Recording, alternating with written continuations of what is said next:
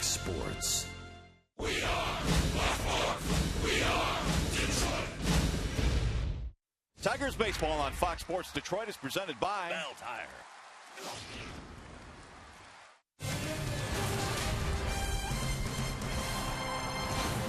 It is another gorgeous day for baseball here in the Motor City, and in front of another packed house, the Tigers wrap up their short homestand. Final game of the series versus the Yankees. Tigers had some work to do. They are trailing right now in that second wild card position, 1/2 game behind the Seattle Mariners. Hi again, everyone. Welcome to Tigers Baseball. Mario and Pepper, Ron Allen, glad to have you with us here for the final game of the series. Tigers lose a tough one last night, a big 8-run inning, Rod. Something we haven't seen in a long time, but make no mistake about it.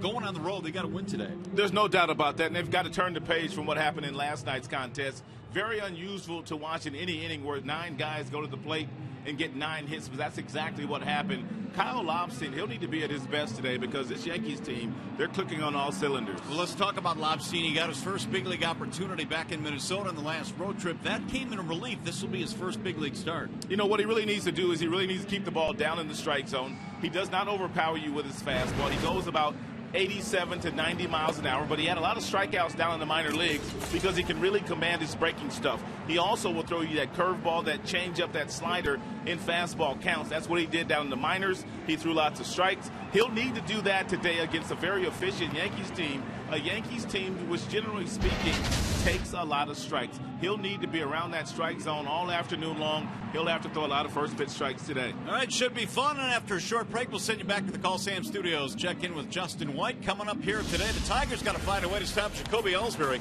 5 hits and 2 homers in the series. Tigers, Yanks, Game 3 next.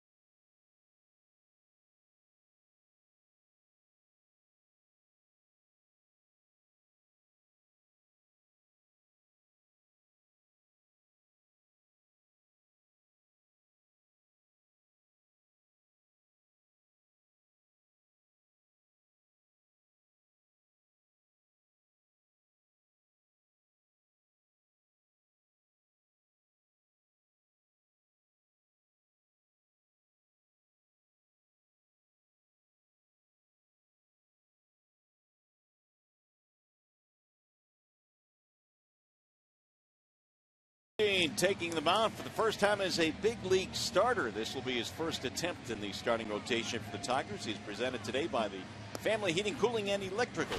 Lobstein was really good in his 5 2/3 innings that he pitched in his first relief appearance, which was his major league debut. That was Saturday in Minnesota, getting the start here today. You get a look at his numbers down in the minor leagues. He had a lot of strikeouts, 127. That ranked 4th in the International League. And here is the starting lineup he will face today for the Yankees, presented by the Metro Detroit Chevy dealers. It'll be Ellsbury, Jeter, and Prado at the top. You look at Derek Jeter's career numbers against Detroit. Teixeira, Beltran, and McCann in the middle. Chase Headley at third, Russ Gardner in the left, and Zealous Wheeler is in right field. And we are ready for baseball today on a gorgeous sunny afternoon, 70-degree day here in the Motor City. And Jacoby Ellsbury, who's been red hot, leads it off in the first pitch of today's ball game. Is a strike ball. Another packed house here at the ballpark today. Great afternoon for baseball. And that hopefully includes a Tigers win. Yeah, they can really pack them in here on Thursday afternoon. Really is amazing to see. They've done it all summer long. Here's the 0-1. Ellsbury looks at a strike, and quickly Lobstein is ahead 0-2. It's going to be very important for Lobstein all afternoon to get ahead of these Yankee hitters. 2 good fastballs, one inside at the knees, the next offering on the outside black for strike 2. There's a high fly ball, right center field, hit pretty well, converging are Davis and Martinez, and Rajay runs it down in the gap. 1 out.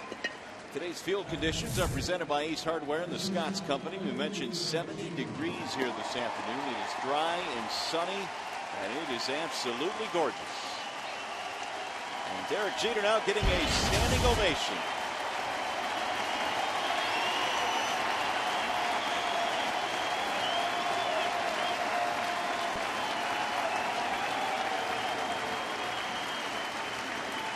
Barring any playoff matchups, Jeter making his final appearance here in Detroit. And he looks at ball 1 from Lobstein. Derek Jeter has most definitely earned all the love and the respect that he is getting across the country when he plays in opposing teams' ballparks for the final time. What I would like to know is how he's going to find room for all of the gifts that he has gotten across the season and across all the different cities. Have you seen his crib down there in Florida? Yeah, well, still. I know it's rather spacious. It's about 30,000 square feet. Here's the 2-0. Bounce to the shortstop. That'll be a routine play for Roman. 2 up, 2 down. Let's take a peek at the Tigers' defensive alignment while we have a moment. Left to right, you've got Don Kelly, who's getting the start in the left today. Torrey Hunter not in the starting lineup. Rajay Davis in center. J.D. Martinez slides over to right. Third to first, you've got Castellanos, you've got Romine, you've got Kinsler, you've got Miggy, and you've got Alex Avila, who has called all 3 of these games against the Yankees. Well, a good start so far for Lobstein. He's retired the first 2 batters he has faced, Ellsbury and Jeter, and now Martin Prado will step in. Prado in the series 2 out of 8. Batting .276 for the year now.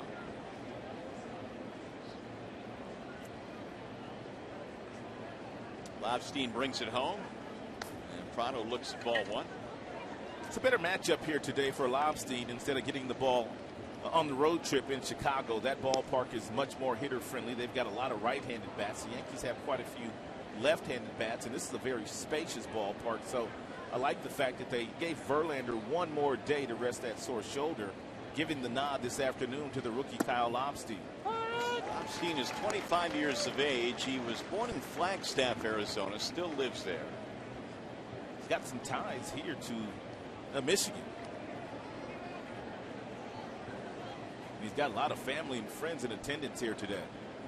1-1 is low, 2 balls and 1 strike. I guess when he made his major league debut in Minnesota, it was so rushed. He got the call so late on Friday night. The team was in Indianapolis, and then he had to fly to Minnesota early that morning. I guess a lot of his family couldn't get there in time to watch his major league debut.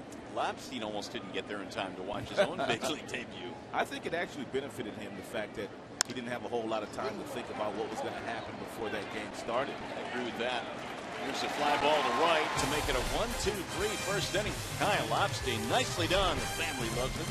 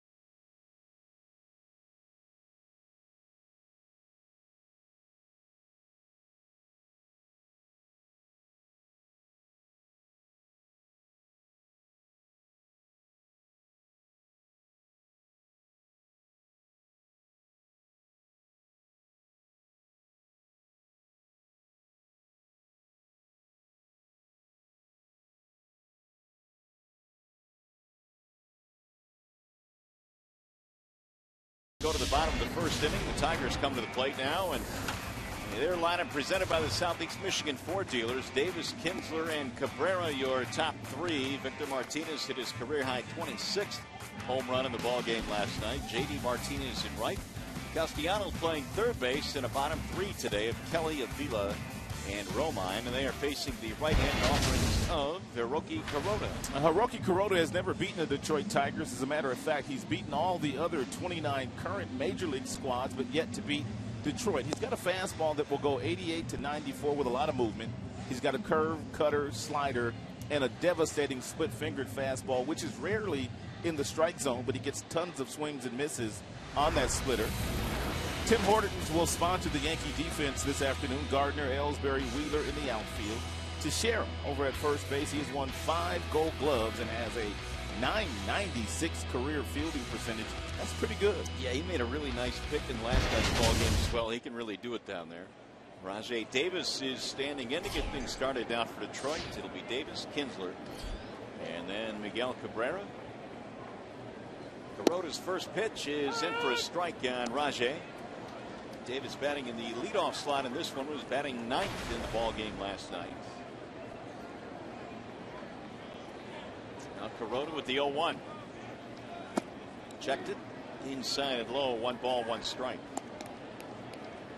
Rajai 1 out of 4 in the series.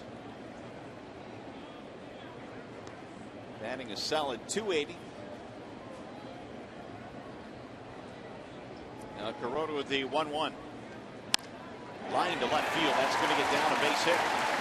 They get over there quickly. Davis taking a wide turn, but he's going to hold up as Ellsbury gets it back in. That's one of the things that Rajai Davis does very well. Torrey Hunter also does it very well, and all hitters should do it. When you leave the batter's box on balls that are hit in between the outfielders, you want to go hard out of the batter's box, and then you want to force that outfielder into stopping you. And a lot of times by you running as aggressively as Rajai does, you'll see outfielders pick their head up ever so slightly, and if they just bobble the ball for just one moment, Rajai scoots into second. So Davis aboard now. Here is Ian Kinsler. Yeah, maybe Rajai Davis wants to energize the squad here today by stealing a bag. If he does steal one, it will be his 300th career steal. Rajai right now sitting at 31 for the season, which is good for 3rd in the American League. Been sitting on 299 for a minute. Kuroda will throw again back to first base. There are only 10 actives right now in the major leagues that have at least 300 stolen bases, and Rajai with his next one will make it 11 actives. Maybe that'll come right here. Ichiro is leading all of the actives in stolen bases. And a strike called on Kinsler, 0-1. And Rajai very fearless over at first base, and it usually doesn't matter whether the pitcher is quick to the mound, quick to the plate, as Kuroda was on that last offering to Ian Kinsler. He will still try to force the issue.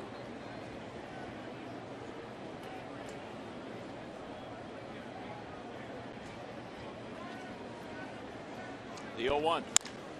Driven to center field. Ellsbury has it measured, though, as he backpedals. And Davis will hold up. First out of the inning. It'll bring on Miguel Cabrera, and it also brings us to our Bernstein advantage here today. When you look at some of the numbers, and Miguel Cabrera has done good work against Kuroda. Certainly has the Bernstein advantage, a .417 average. Mickey has swung the bat aggressively and made hard contact the last couple of days. Not a whole lot to show for it, but he is swinging the bat better. He had a couple of days off. He had Sunday off when the team was in Minnesota. He also had a team day off on Monday, so he was fresh on Tuesday, that first game of this series. And he'll look at ball 1 outside. I told you Kuroda's got the fastball 88 to 94. He throws fastballs about 48% of the time. Mixes in a lot of splitters to lefties, more sliders to right-handers.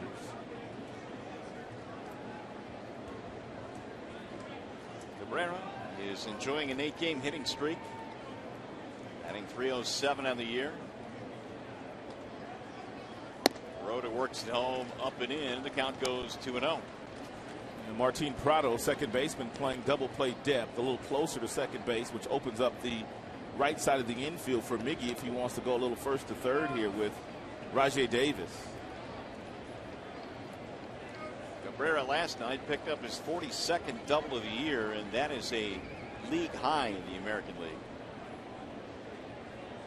And another toss back, and diving back in is Davis. Rajai yet to get a good enough jump and to steal a bag against Kuroda. Kuroda with a pretty good move and also very quick at getting the ball to home plate to his catcher, Brian McCann.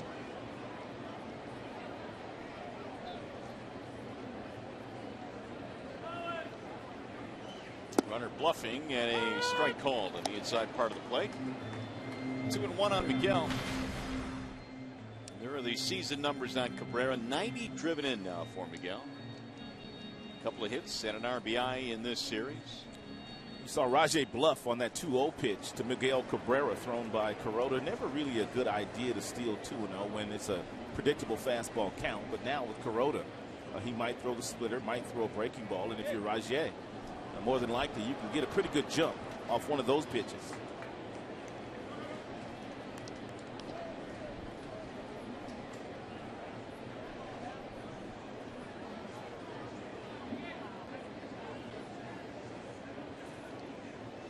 Here's the 2-1, driven in the air to center field. Ellsbury backing up under this one as well. Davis going to tag up. Here comes the throw to second. Not in time. He moves up with 2 outs. He entertained the thought of tagging up on the fly ball that Ian Kinsler just hit to center field, but he did not get back to the bag in enough time to tag up. But this time he gets back to the bag and challenges the arm of Jacoby Ellsbury. And it wasn't even close. No. So he gets himself into scoring position. That's a good thing with Victor Martinez coming up. He also vacates first base. So if you're Kuroda, really you don't have to pitch to Victor Martinez. I know it's the first inning, but you've got an open base. You've got a nice parking spot for Victor, who's already driven in 85 runs this year.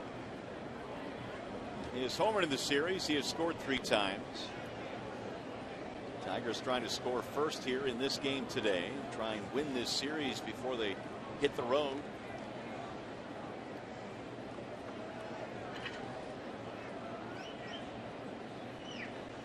Kuroda misses low and away. Here's an issue the Tigers have had in this series. They are just 4 for 18 with runners in scoring position.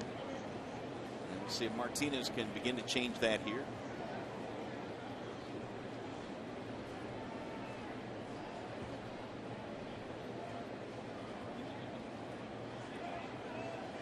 Here's the 1-0, and Victor looks at a strike right at the knees. 1 ball, 1 strike.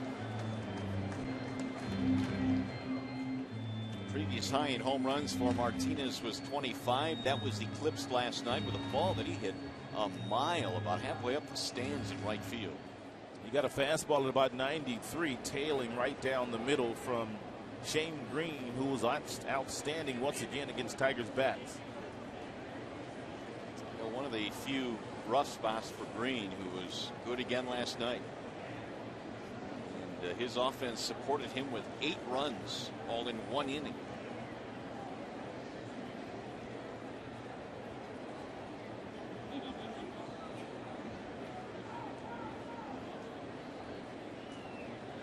Here's the 1-1. Bouncing ball right side. Mark Teixeira scoops it up. Kuroda will cover, and that is that for Detroit. No runs and a hit. 1 man left.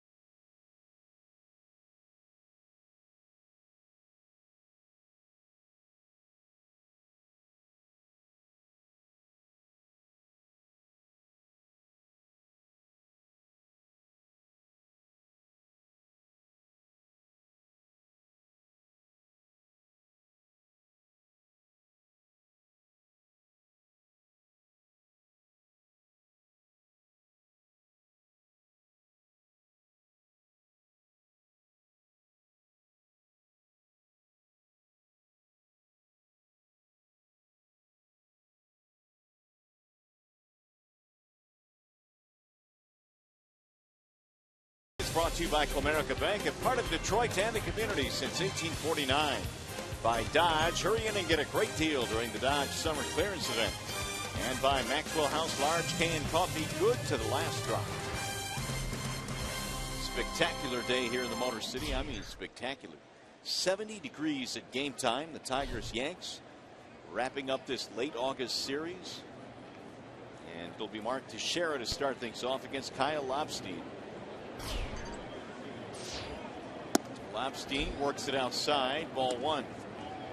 That's pretty much where he will stay the majority of the time against the right-handed batters on the outside black, hopefully down at the knees. He will go inside occasionally with a cut fastball. 1-1 on Mark Teixeira. Lobstein had an easy 1-2-3 first inning, couple of fly balls and a ground out.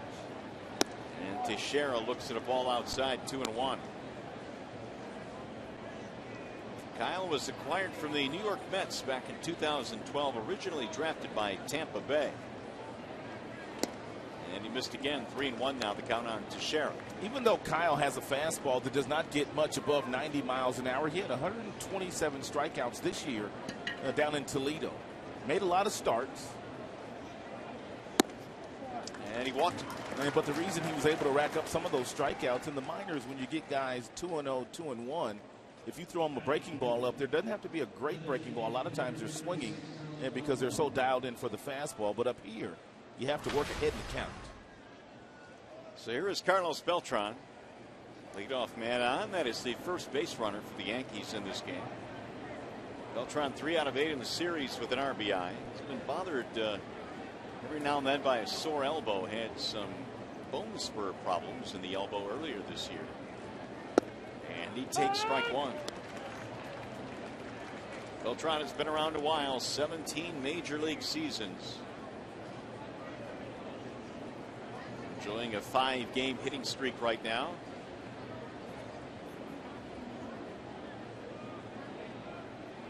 Here's the 0-1 pitch. And it missed outside. 1 ball, 1 strike.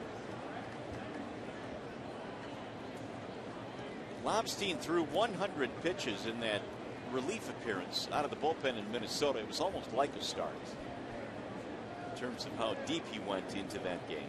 And that'll bounce in, running the count to 2-1.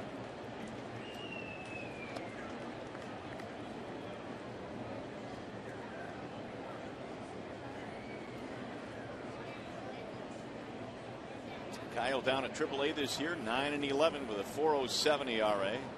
25 starts. Base on balls were really no issue down in the minor leagues either for Kyle. But he's missed high. Now he's gone 3-1 on Beltran.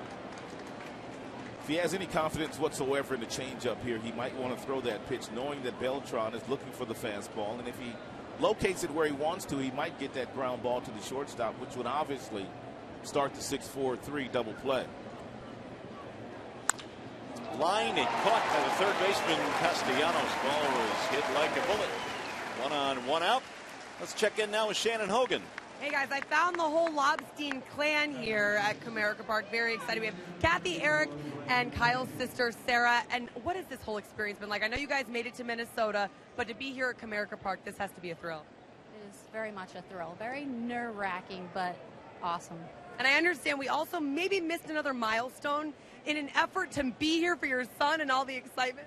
Yeah, we had our 30th wedding anniversary on the 25th, and I was actually on a plane coming here with Kyle's high school baseball coach, so some sacrifices.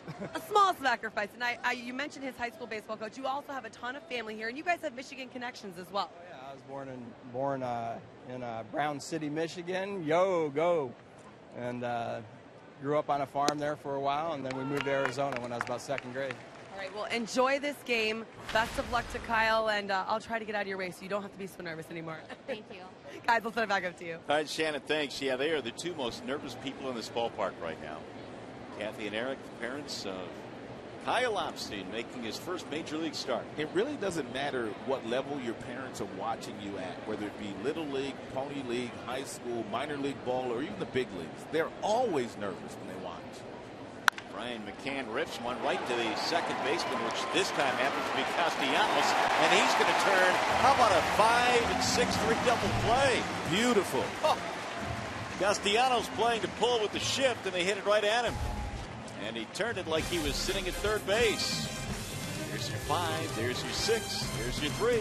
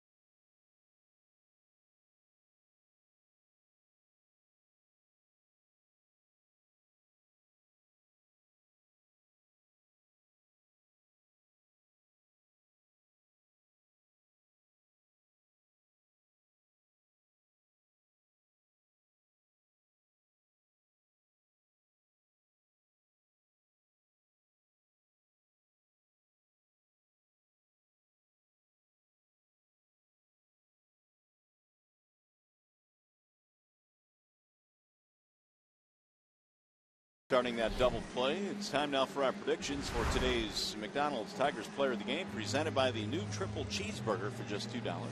I got JD Martinez in this one today. Yeah, Rajay, he's off to a good start. Singled, moved up on the fly ball to center field by Miguel Cabrera, got himself in the scoring position.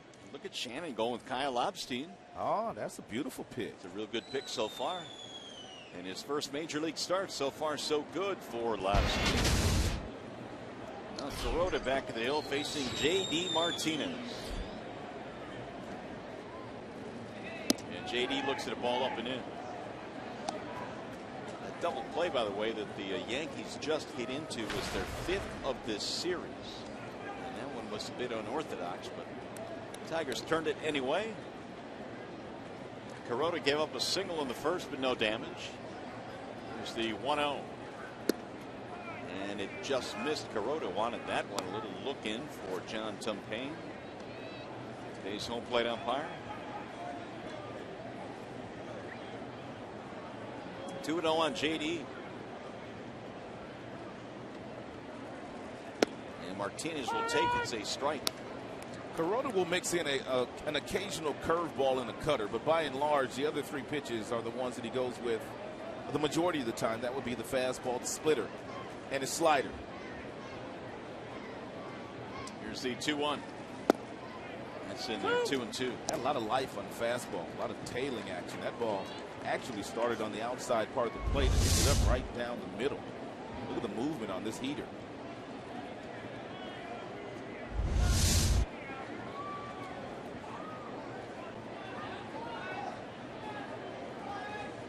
Swing and a miss, and Martinez goes down.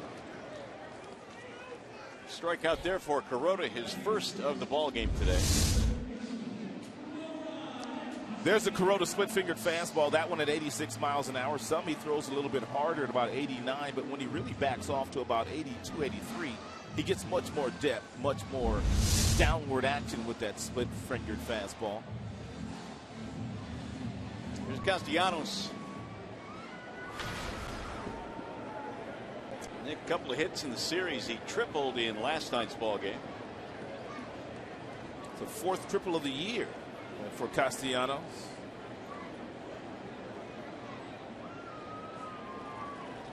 I still think with his swing in this ballpark, he could have between 10 and 15 triples a year. Easy.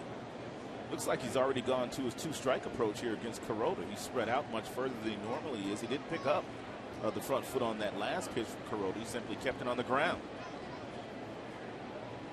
The 0-1. 0-2. I don't mind this approach by Castellanos with 2 strikes, but I don't necessarily like it when it's an 0-0 count or a 1-0 count, because I think it deprives himself of some of his power when he goes to this 2-strike approach, just trying to put the ball in play.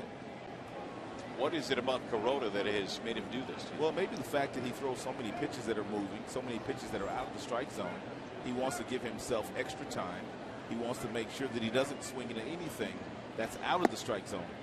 Like he was able to take that pitch right there, able to watch it all the way into the catcher's glove because there's no extra movement.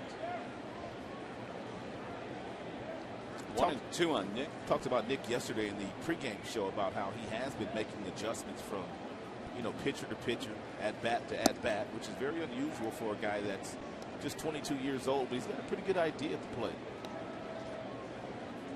Well, Castellanos right now is second among all American League rookies with 56 runs driven in. Don Kelly waiting on deck. Torrey gets the day off today. Here's the 2-2. Castellanos hits one to right field, slicing to the corner it goes. Wheeler will run out of room, but it's back out of play.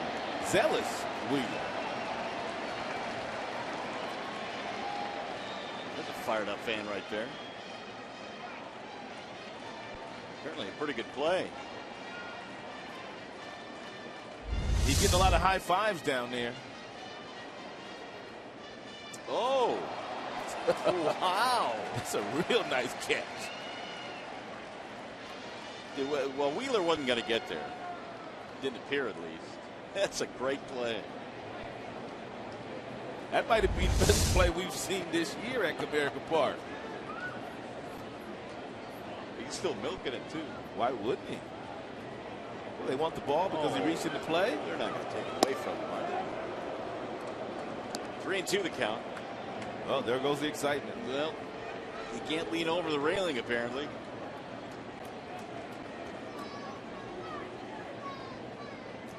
Castellanos now has run the count full. Here's the 3-2 from Kuroda. Drilled back up the middle into center. 1-out single by Castellanos. What a great at-bat by Castellanos. He fell behind, no balls, 2 strikes. And then he took a lot of really close split-fingered fastballs by Kuroda. Finally got himself a 2-seamer that was right over the heart of the plate. And because he was in that 2-strike approach, whistled it right back up the box. That is a thing of beauty.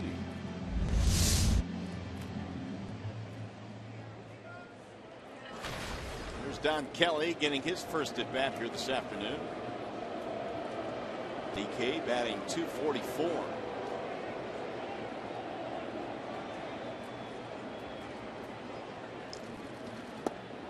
Just outside 1-0.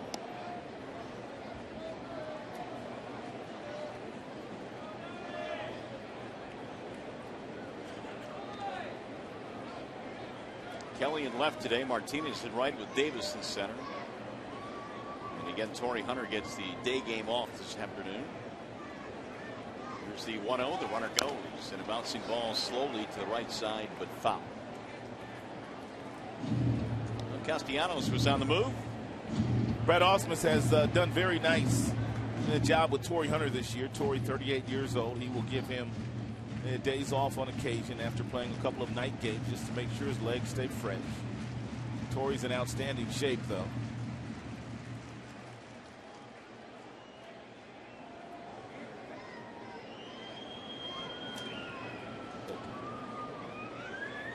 Kuroda ready with the 1-1. Runner goes again. And a line drive base hit right center field. Castellanos on his way to third base. They'll stop in there. Kelly with an outstanding job to put runners at first and third. You don't see it very often, but Brad Ausmus put the hit and run on back-to-back pitches against Kuroda, knowing that he throws lots of ground balls, forcing Don Kelly into swinging. Castellanos vacating first base. Don Kelly gets himself a fastball that's down, but it's over the heart of the plate and does his job, able to get Castellanos over to third with less than 2 outs.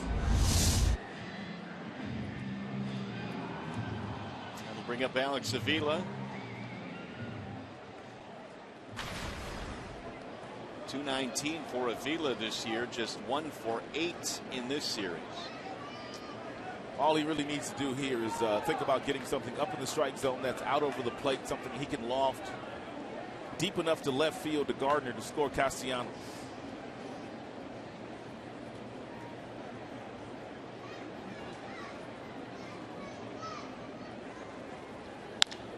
Driven to center field. That'll do the job. That's just as good.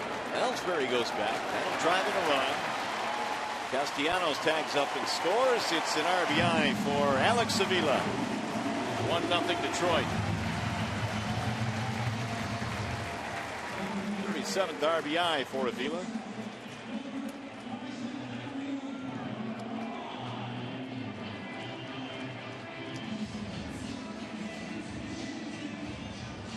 We'll bring up Andrew Romine.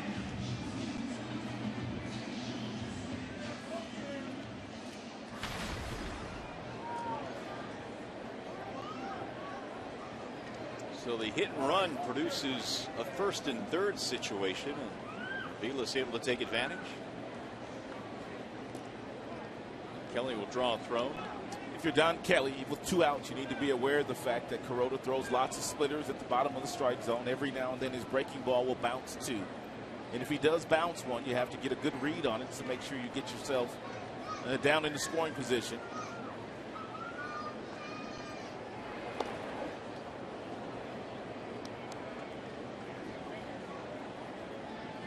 Kelly 5 steals this year in 6 tries.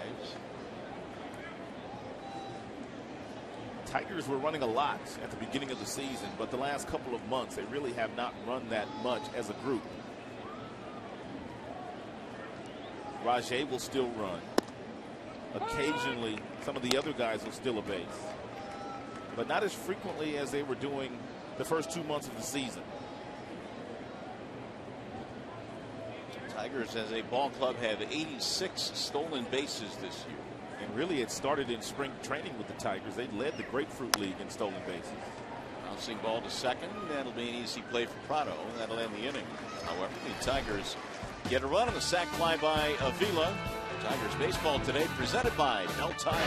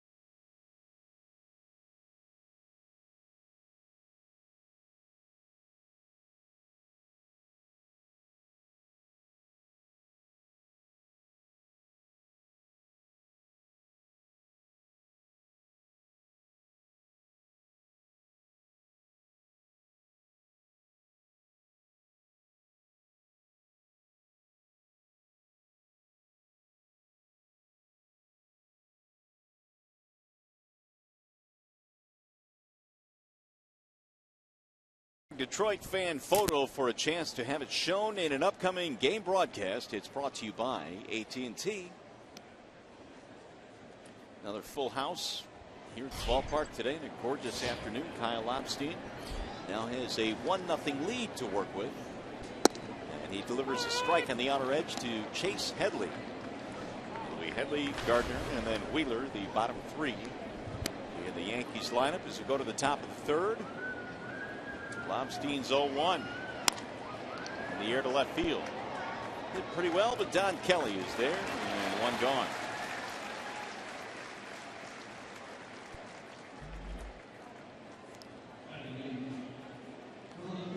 It's going to bring up Brett Gardner, who returned to their lineup in last night's ball game after missing a few games, 3 to be exact, with sore ankle. Well, Kyle is only 3 of 7 in first pitch strikes of the first 7 hitters. It has not cost him yet, but one of the things that he must do is try to the best of his ability to get ahead of these Yankees hitters.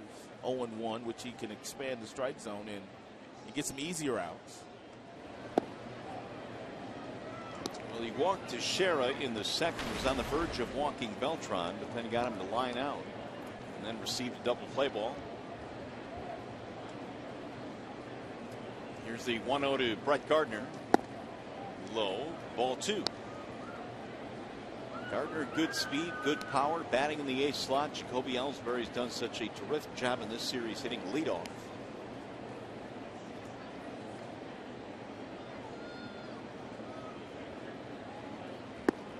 And it's in there for a strike, 2-1. And Joe Girardi had Jacoby Ellsbury batting third the majority of the season because they really didn't have anybody driving in runs. But now the fact that Gardner's had a pretty good year driving in runs. He's driven in 53, career high 15 homers. Maybe Ellsbury can lead off where he's much more familiar, and he looks much more comfortable in the leadoff spot. Meanwhile, Lobstein has gone to 3-1 now on Brett Gardner. There is Zealous Wheeler waiting on deck.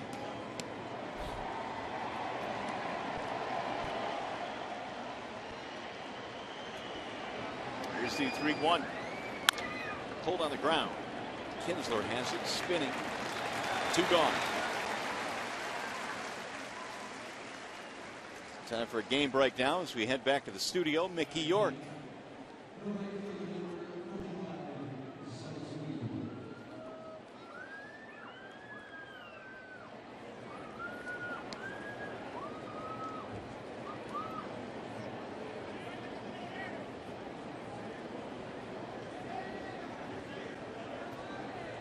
Keep an eye on that game tonight. The Tigers, of course, will be jetting to Chicago after this one is complete. We've got 4 games in Chicago, including that doubleheader coming up on Saturday. Zealous Wheeler looks at a strike, 1-1. None of the other Yankees have seen Kyle Lobstein, but Wheeler probably has. Lobstein made a start against their AAA affiliate down in the minor leagues. Wheeler has spent the majority of the year in AAA. Homered in the second major league at bat. Pretty cool. He did it against Phil Hughes of the Minnesota Twins. Oh, Phil will serve up a few now. That is true. He's had a great year, though, for Minnesota. 2-1 is chopped toward third base. On the charge, Castellanos got a bare hand. And his throw is wide, and Wheeler will go all the way to second. Looks like a hit and an error to put a runner at second base now with 2 outs.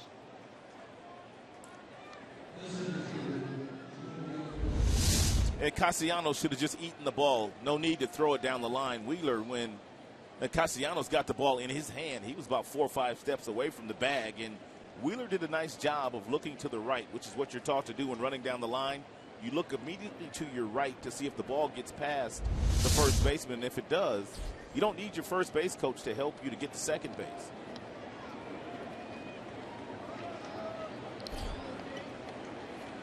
The Yankees have been good in these situations in the series. 8 for 17 with men in scoring position. And a chance now for Ellsbury, who fly to center field his first time up. And Jacoby looks at a ball outside, 1-0. Single and an error, the ruling on that play. So the Yankees have their first hit. Ellsbury's got a couple of homers in this series. He is 5 for 9.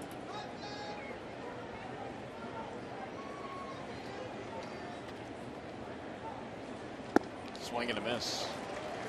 1 ball, 1 strike. It's a really good breaking ball here thrown by Lobstein, especially to Ellsbury. Ellsbury is hot right now.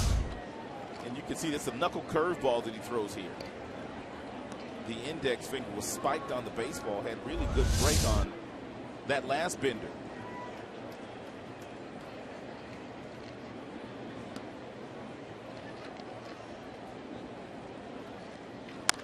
Bouncing ball back up the middle. It's going to find a hole, a base hit, and that's going to score the tying run as Jacoby Ellsbury comes through with 2 outs. Jacoby stays high.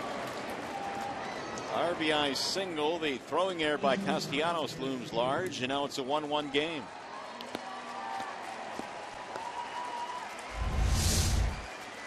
He came back with that same breaking ball that he was able to get strike 1 with, but this one stayed up in the strike zone, and it stayed up long enough for Jacoby to hit it right back up the middle. He also threw that one a little bit slower than he threw the previous breaking ball, which allowed Jacoby Ellsbury to recognize it. Here is Derek Jeter. 62nd RBI for Jacoby Ellsbury, who leads their team. Sounds awfully strange. You talk about a Yankee team, the team leader with only 62 RBIs, and we're approaching September. Not only that, by the time the season is over, their leader may be, what, in the 70s? Right. You know, Ellsbury probably is going to finish somewhere in the 70s, which is awfully strange, especially for a Yankees team. We talked about this a little bit last night. 19 consecutive years they've had at least one player with 100 or more RBIs. That streak will be snapped this year. Derek Jeter, the batter. Jeter 3 out of 9 in the series. Yeah, Rajay Davis in the outfield, JD Martinez in right field. You're expecting the ball to be hit in your direction from Derek Jeter. He goes that way quite frequently. Missed it outside. Well, Derek Jeter now with 3,443 major league hits. And the first guy in his book back in 1995, his first hit came against Tim Belcher, who was pitching for the Seattle Mariners at the time. Tim Belcher. It was a base hit, but not the way you would expect to right field. It was hit through the whole left side of the infield. And he has never stopped hitting since. 2-0 the count on Jeter.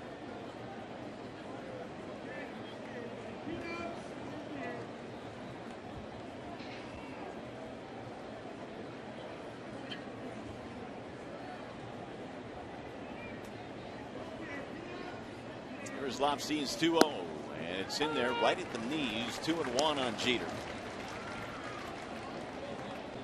Derek bounced out to the shortstop his first time.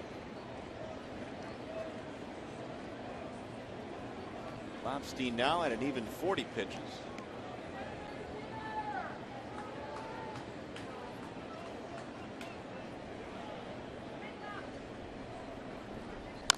Bouncing ball to short again. Romine has it. They'll get the forced second, and that'll end the inning. Yankees tie it up in the RBI hit by Jacoby Ellsbury. 1-1 ball game.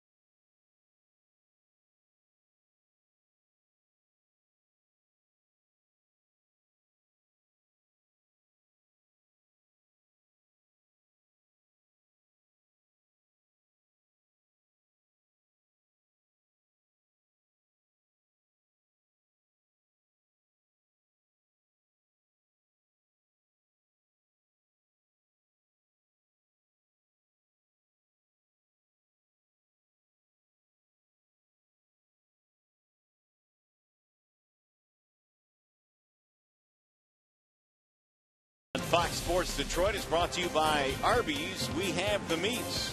And by Bell Tire. Get the lowest tire price, period. Bell Tire. Back here at Comerica Park on a sunny afternoon. The Tigers-Yanks wrap up this series. And so far, we are tied at 1. Hiroki Kuroda goes back to work. He will face the top of the Detroit lineup. It'll be Davis, Kinsler, and Cabrera. Kuroda gave up a sac fly in the second. That's how the Tigers got a run. The bat of Alex Avila. Kuroda has made 4 career starts against the Tigers. He is 0-1 against Detroit. He has beaten all the other 29 current Major League teams, with the exception of the Tigers.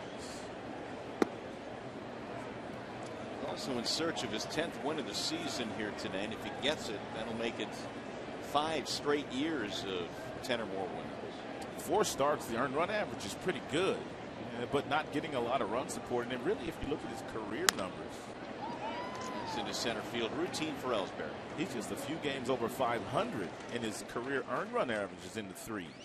Yeah, and that's a really good point. So this is something he's probably used to. I mean, his career ERA is 3.47. It's about 3.5 runs per game, but he's not been a big winner in terms of winning percentage. Here's Ian Kinsler.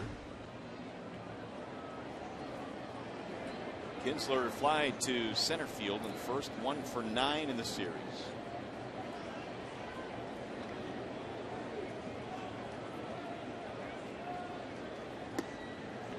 But outside from Kuroda. Hiroki Kuroda is 39 years old. He'll be 40 next February. Still going strong. Here's the 1-0. Popped him up. Third base side, Chase Headley. 2 gone. Let's check in now with Shannon Hogan. Well, guys, you never know who you're going to run into when you come to Comerica Park. And I am with Fran Dis, 85 years young, lifetime Tigers fan. And this is her first game at Comerica Park.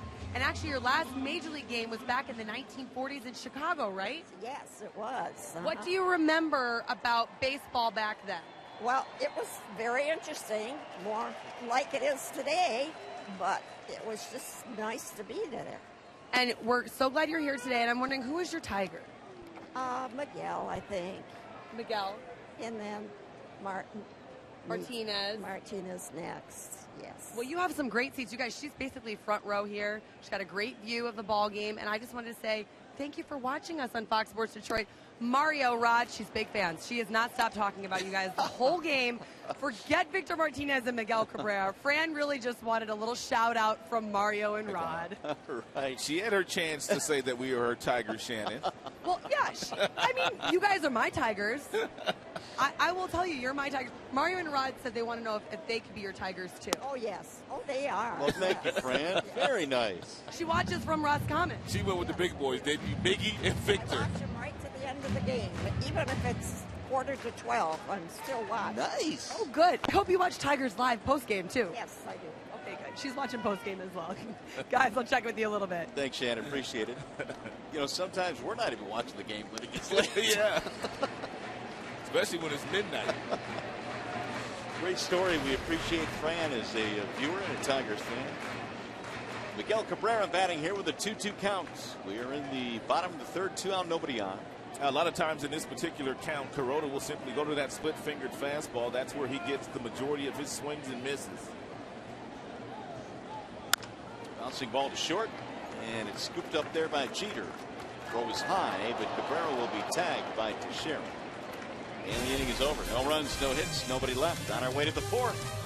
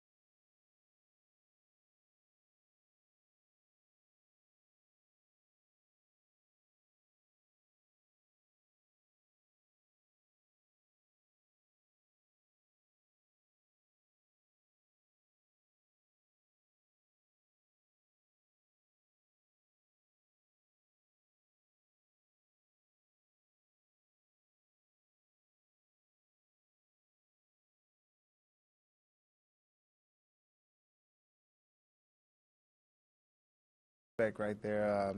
That guy's, played the game the right way. He's a champion. He carried himself like a professional on and off the field. And just to see him get honored like that is well deserved. And every veteran guy say, I would like to go out like that. And but with that guy, it's something totally different. Playing in front of the Yankee fan, the Yankee media, the Yankee history there. I mean, it's just him to survive and carry himself the right way. You can't beat that. It's always interesting to hear respected players like Torrey Hunter talk about other guys, and certainly Derek Jeter deserves a lot of respect, but it's kind of fun to see their perspective. Well, Torrey Hunter, he summed it up perfectly. Martin Prado is starting things off here in the fourth. Kyle Lobstein goes back to work, the 0-1 pitch. And it's grounded foul right back behind home.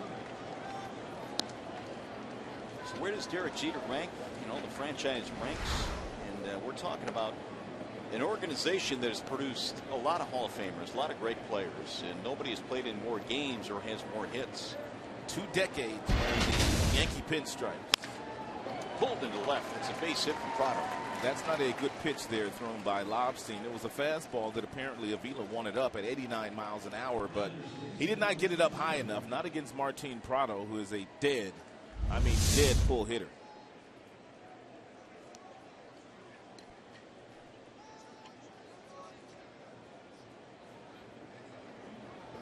Prado has given the Yankees their 3rd hit of the day. He's going to bring up Mark Teixeira. That was an 0-2 pitch.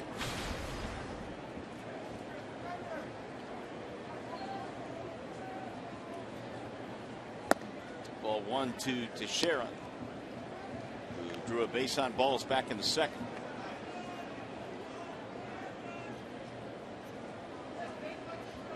Tigers got a run on a sacrifice fly by Avila. The Yankees tied it up when Ellsbury bounced one up the middle, drove in a run. 1 ball, 1 strike. Lobstein was originally going to go to college to pitch at Arizona. He's from Flagstaff. And Arizona's had a lot of great teams over the years, but he decided that after he was offered 2nd round money when he was drafted by the Tampa Bay Rays, that he would turn professional instead. A tough decision for Kyle to pass up a chance to play at Arizona. Here's the 2-1, and it's outside. 3 balls, 1 strike.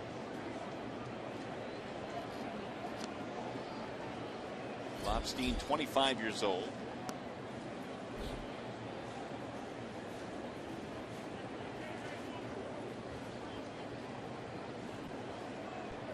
Here's the 3-1. Down the right field line, but foul. And back into the seats. Full count now on Teixeira. He's not done a whole lot in the series. He does have an RBI, but 1 for 9 otherwise.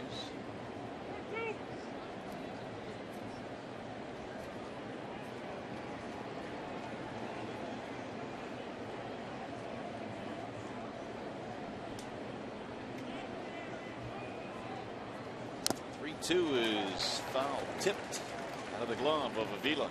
Well, with a changeup there to share on the 3-2 offering, we'll see what he comes back with. Might not be all bad to go upstairs with a fastball, even go inside with a fastball. Now, that's the last pitch Teixeira is looking for. Might be looking for something soft away though.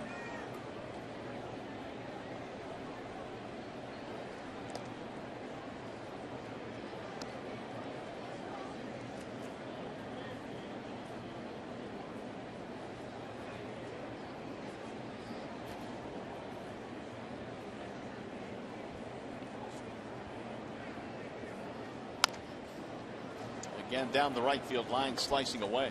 I like that pitch. And the first 3-2 offering was a changeup away that Teixeira was able to foul off. Then he came inside with a fastball, 4-seam fastball. Teixeira got just a piece of it. Didn't get it in where he needed to get it. And that ball leaked back over the heart of the plate. Here's the 8th pitch in this at bat coming up. And it's driven deep toward left center field. Davis on the run, cruising over now to make the catch. 1 gone. Hey, the pennant race is on. Place a deposit on 2015 Detroit Tigers season tickets and receive 2014 postseason priority. Call 313-471-BALL or visit tigers.com.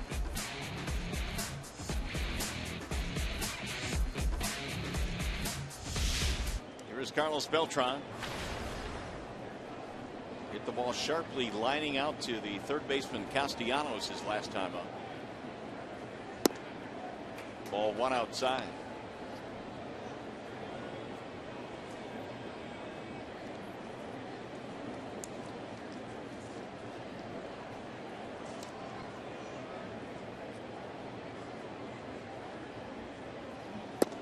Way inside. 2-0 the count.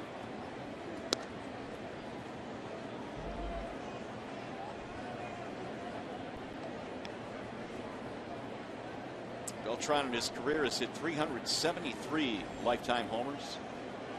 Beyond that, he's done terrific work in postseason play over the years with several different teams. And it's in there for a strike, 2-1. In fact, Beltran is a .333 lifetime hitter in the postseason. So when the stage is the biggest and the lights are the brightest, Beltran has, over the years, put up nice numbers. That postseason he had a few years back with the Houston Astros was unbelievable.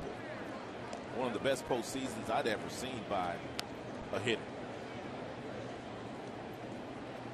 16 homers, 40 RBIs to go with that .333 batting average. In 51 career postseason games. Been in the postseason with Houston, the Mets, and St. Louis. Just outside, and the count now is 3-1 on Beltran. Same count that Beltran was able to work himself into last time he was up and got a fastball that he lined out sharply to Nick Castellanos.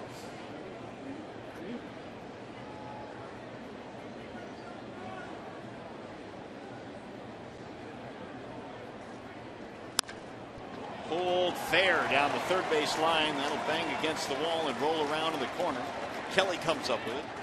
They're going to stop the runner at third base, and Beltran has a double.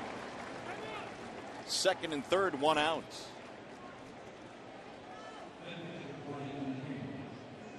That is the fourth hit of the game now for the Yanks. Avila wanted the fastball outside, but he had to reach his glove back over the middle of the plate, and that's a very dangerous area, especially to a guy like Carlos Beltran in a 3-1 predictable fastball count.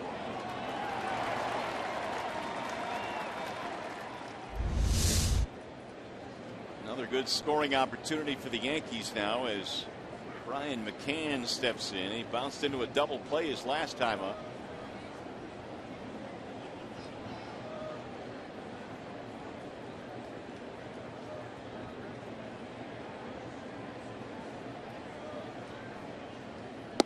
And McCann looks at a strike 0-1.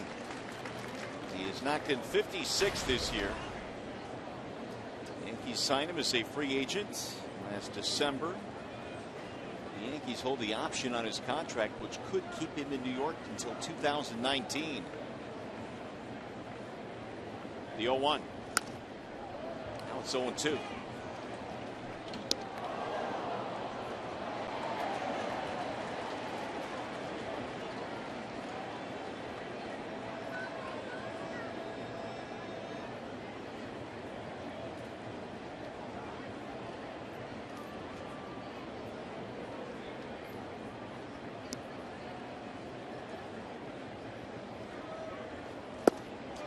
Tried to thread the needle on the outside corner, but missed.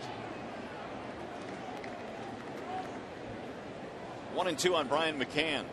127 strikeouts for Lobstein down in Toledo this year, fourth most in the International League. Has not punched out a batter yet here today. Be a lovely time for one.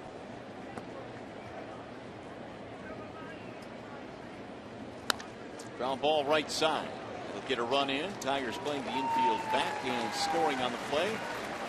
It's Martin PRADO to make it 2-1 Yankees. McCann gets his 57th RBI.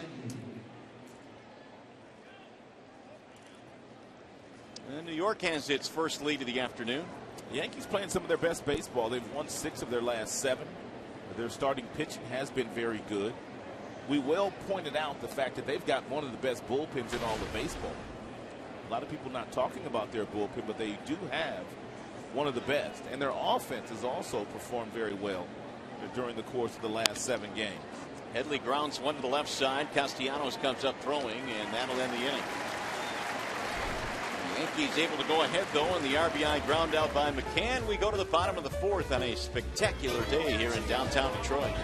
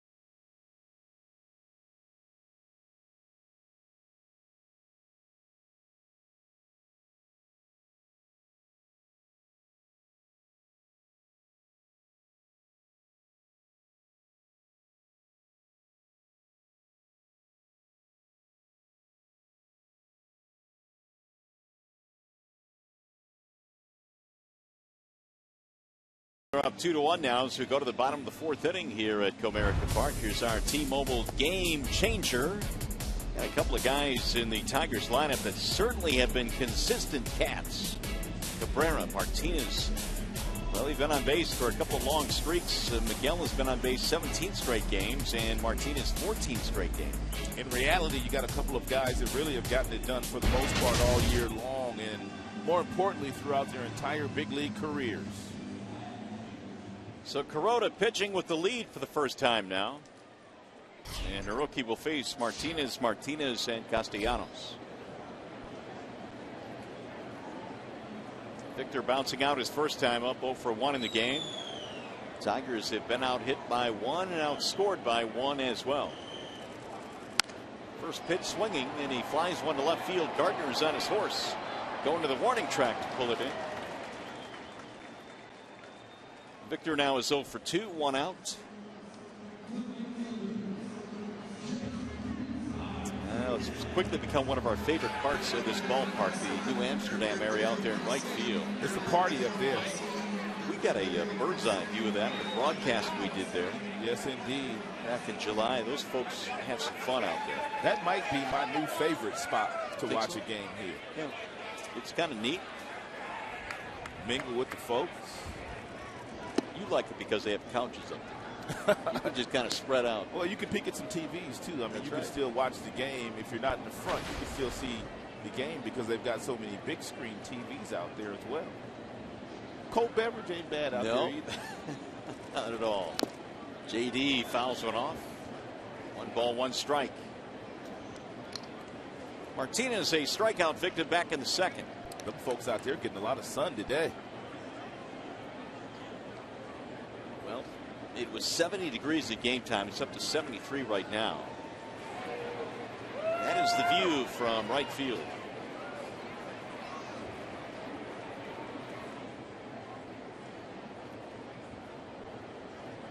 Now the 1-1. 1 ball, 2 strikes on JD Martinez.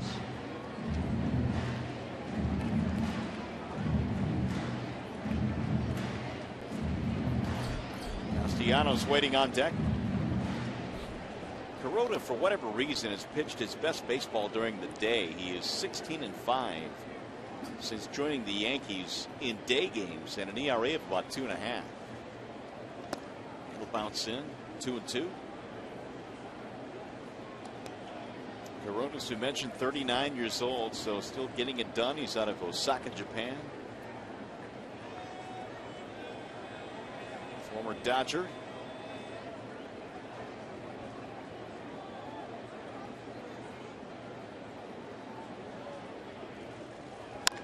Ground ball left side on one hop. Chase Headley. 2 gone. Let's take a look at our Bell Tire pitch by pitch. The first time that Nick Castellanos stepped to the dish today, he fell behind Kuroda. No balls and 2 strikes. But take a look at the front foot of Castellanos. He's already in his 2-strike approach where he's not picking that foot up. He wants to make sure the next time he swings the bat, he gets a strike. One fastball inside followed by another fastball right down the middle. And Castellanos, with that 2-strike approach today, singled sharply right back through the box. He'll bat here now with nobody on, 2 outs. And he looks at a strike, 0-1.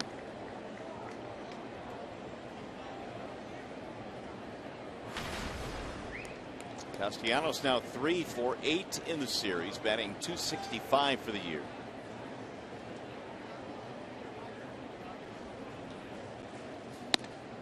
Ball outside, 1-1.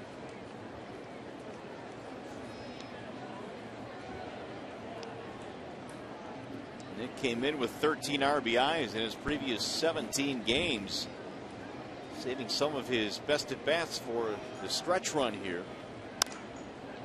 It's fouled back out of play, 1-2. Castellanos already with 442 at bats this year. This will arguably be, as we get a look at his American League rookie ranks, this will arguably be the most baseball he's played in his career. He did play in the Arizona Fall League a few years ago, but that was after a little time off, going to Arizona, playing in a few games out there. What's that final month like for guys that are used to the minor league schedule? All of a sudden, you've got another 20 games dumped on you. As the 1-2 comes home. And he got him strike 3. Hold that thought. We'll talk about that when we come back. The second strikeout for Kuroda. In the meantime, a 1-2-3 inning. We go to the 5th.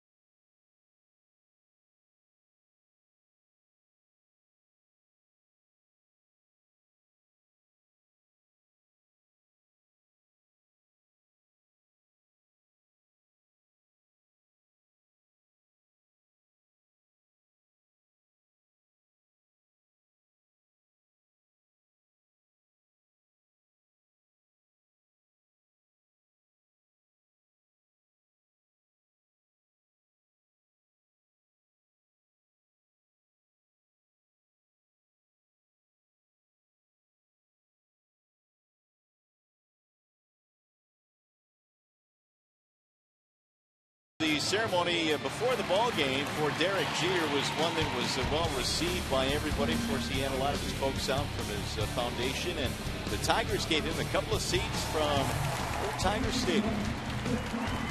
Also made a very nice sizable donation to Derek's foundation. Mr. K-Line, Mr. Horton, Phil Koch was out there, Jabba Chamberlain, along with the president and CEO David Dombrowski.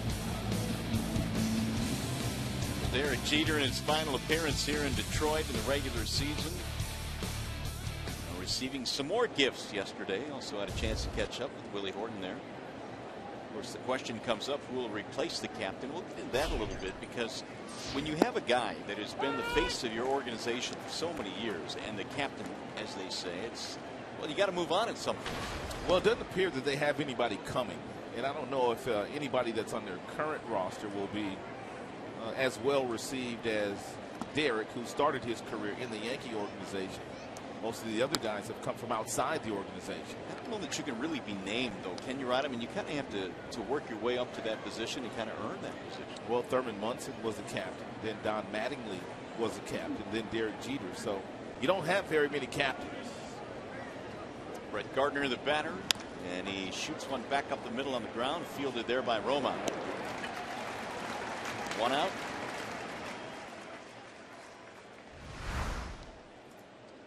So who will replace the captain? Here's some high-profile guys on their team, but you're talking about guys like Sabathia and Teixeira that have been around a while already. Right. Not homegrown. No, not homegrown. Brett Gardner is an interesting case in that he's kind of developed into a really good big league player with the Yankees. I was listening to the pregame show today, and Craig Monroe said he felt like Ellsbury, even though he came from Boston, with the length that he has on his contract and the way that he plays the game. And he feels like he might be that next guy to lead the Yankees from an offensive standpoint on the field. I would agree with Simo. I think if you have to zero in on someone, it's probably Ellsbury. Even though he played for Boston? But yeah, and that's what I was about to say. I mean, he came from the dreaded Red Sox. I mean, there's still some Yankee folks that just don't like Boston. Nothing against Ellsbury. Oh, there's a lot of them. I mean, nothing against him. He's a fabulous player, but I mean, it's going to be hard turning some of them Yankee fans around. Yeah, and it's not like Ellsbury played in Boston for a year or two. I mean, he grew up in their system, played there for 7 years. And he beat up on the Yankees a lot. Yeah, no doubt. Well, that'll all take care of itself, but players like Jeter just don't come along very, very often. We saw one last year retire in Mariano Rivera. He was another. There's a ground ball to third, foul by Zealous Wheeler, rather. But Derek Jeter, over his career, not a whole lot more you can say about what his numbers look like. As good as he was on the field, he was even better off the field. The 2-2 to Wheeler is low, 3-2.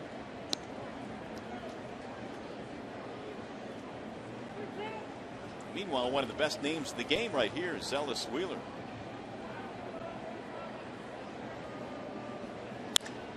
He'll shoot that one in the air to center. Hit pretty good. Davis backing up. 2 gone. Hey fans, Friday, September 5th, the Tigers open a 3-game series with the San Francisco Giants. Fans are invited to stay after the game for a spectacular fireworks display. Call 866-66-TIGER or visit tigers.com.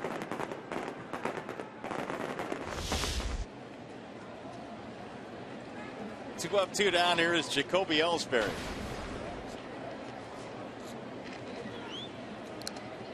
Six for 10 in the series now for Ellsbury, who drove one in back in the third, and at that point tied the game at 1-1.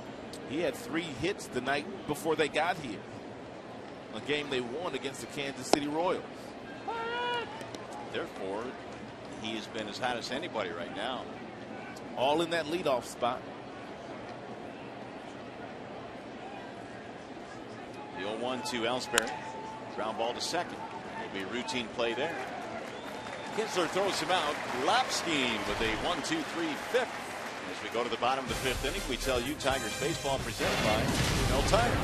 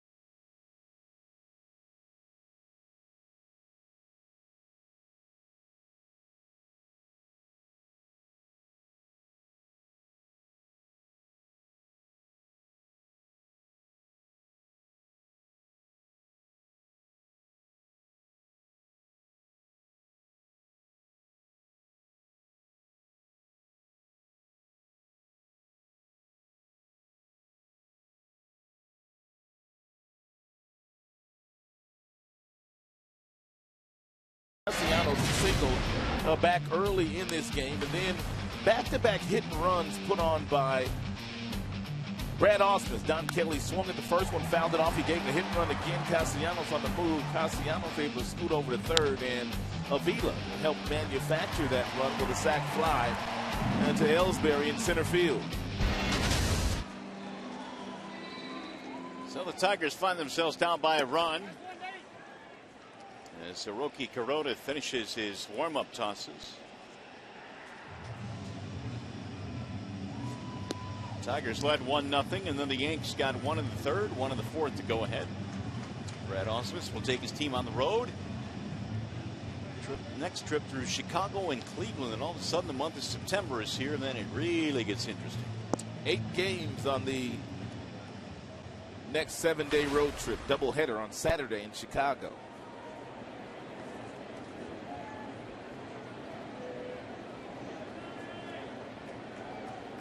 Here is Don Kelly now. Kelly, Avila, Romine facing the right-hander, Hiroki Kuroda. Did you hear? Did the Tigers announce who will pitch that first game on Saturday? Have not.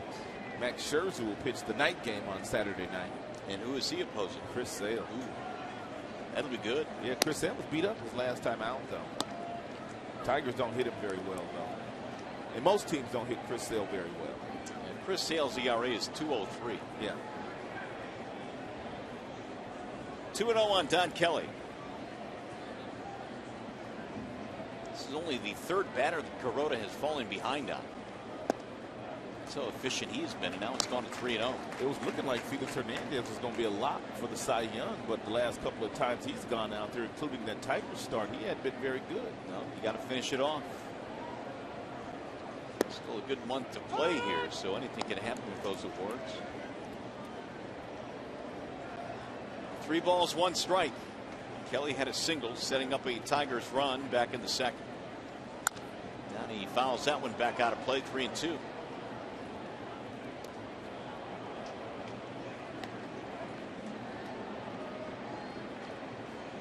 When you look at the earned run average leaders in the American League, Sale now has the best. Yeah, he's creeped a little bit ahead of Felix. Danny Duffy of KC. Out of nowhere. Corey Kluber, John Lester. It's ball 4. Tigers get the leadoff man on. Kelly gets a walk. He's on base for the second time in this game. He's going to bring up Avila.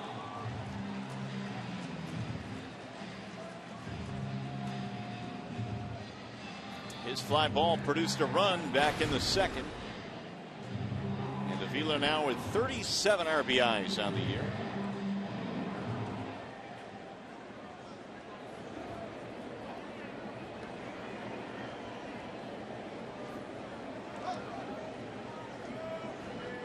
Shifting for Avila.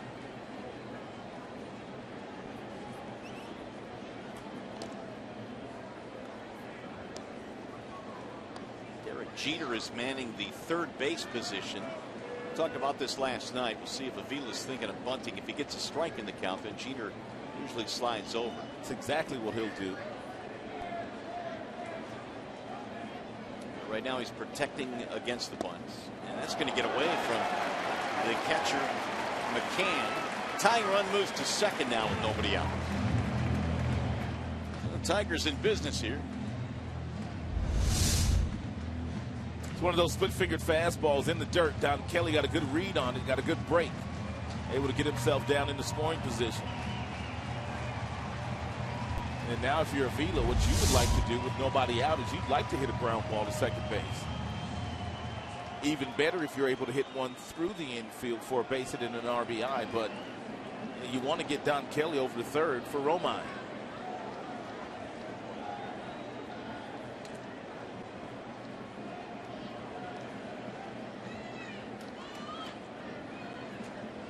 Swing and a miss, 1-1. Good split finger fastball there thrown by Kuroda, who throws a lot of them.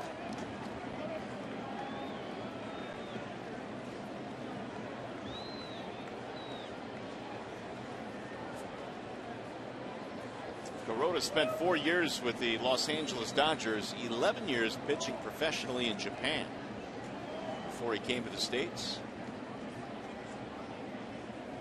Here's the 1-1. 2 balls and 1 strike. So he's been awfully durable then, because to pitch 11 years in Japan, they throw more than the pitchers do here stateside. They literally throw bullpens every single day in Japan. And they feel like that's the way that the pitchers keep their arm strength up. The more you throw, the stronger your arm's going to be. Always has been interesting the different ways that the 2 different countries have used to train and maintain between starts. As a position player, when you played in Japan, if you were slumping a little bit, the way that the coaches have felt that to get you out of a slump is they run you until your tongue falls out. To be physically running? Physically running. I mean, just run all day long. They didn't do that so much to the American players, but the young Japanese players, if they went into like an 0 for 10 or something like that. Oh, that's a long slump. Yeah, they couldn't hit. They would not even hit during batting practice. They would run the entire batting practice. I saw some crazy stuff over there, man. There's a swing and a miss, and Avila goes down on strikes, 1 away. So how does running improve your batting stroke? I guess that they feel like if you're not hitting, your legs aren't strong, so you have to improve your leg strength in order for you to gain the confidence or get your swing back. Or it's, I don't want to run, so I better get me a base hit. Here's Romine. Romine bounced out back in the second, 0 for 1. Kelly at second with 1 out. Tigers down by a run.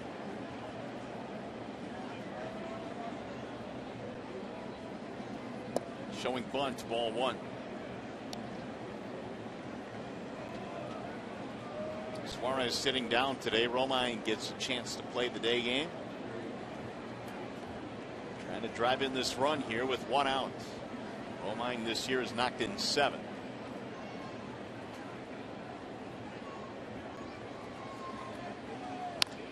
Slice that one back out of play. 1-1 to count.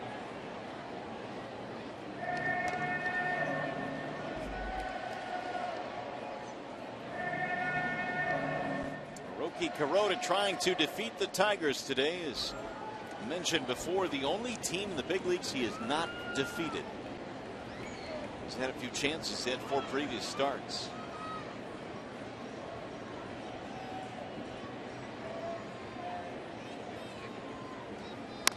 Bouncing ball left side. Jeter has it there. That'll advance the runner. Romine is out. 2 gone.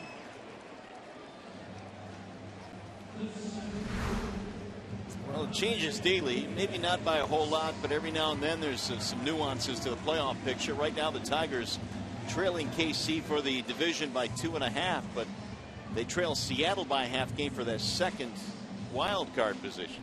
Minnesota played the Tigers really tough when the Tigers were in Minnesota, but they've lost the first 2 games of their series to the Kansas City Royals. Yeah, and I guess you could say they played the Royals tough in the first 2. They just gave up the leads late in each of the first 2 games. Walk off in game 1. And then the Royals scored a ton of runs in the 8th inning last night in game 2. I think Alex Avila said it best. We got 6 left against the Royals.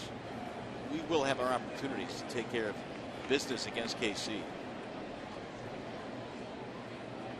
1-0 on Rajai Davis. And he slices one to right, a base hit. Davis with a clutch 2-out knock to tie the ball game. Second hit of the game for Rajai Davis.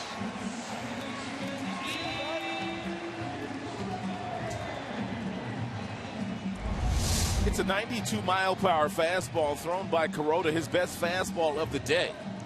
But it's away from Rajai Davis. He's able to reach out and poke it into right field.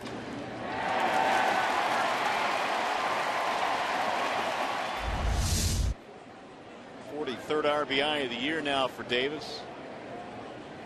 He's going to bring up Kinsler with the go-ahead run at first base.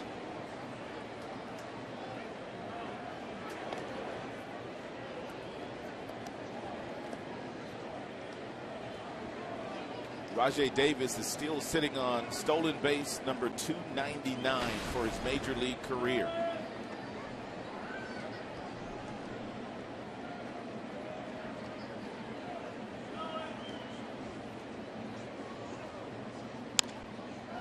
popped up by Kinsler. Shallow center field, Jeter back. Wind takes it a bit, and that will end the inning.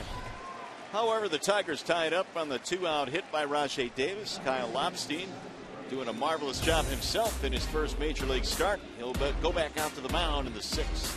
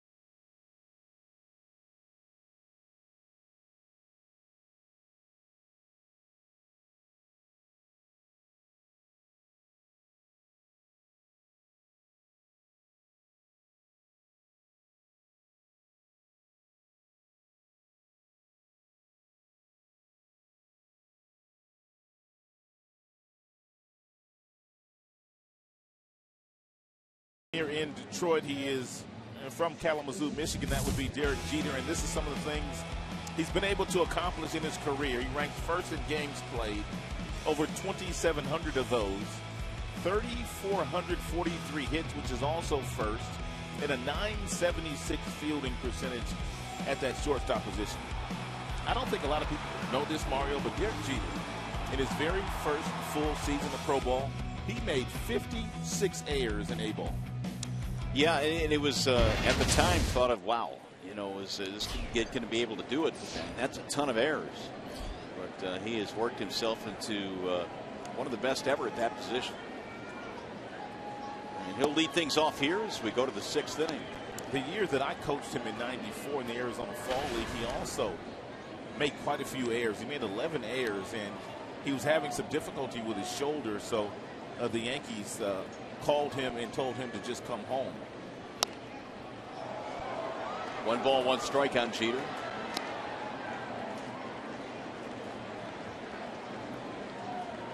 Well, how about the postseason, where a lot of guys will make their name? And this is where Jeter ranks in a lot of the playoff categories. He's at the top of a lot of those. It's on a line to center field. Davis runs it down. 1 out here in the 6th.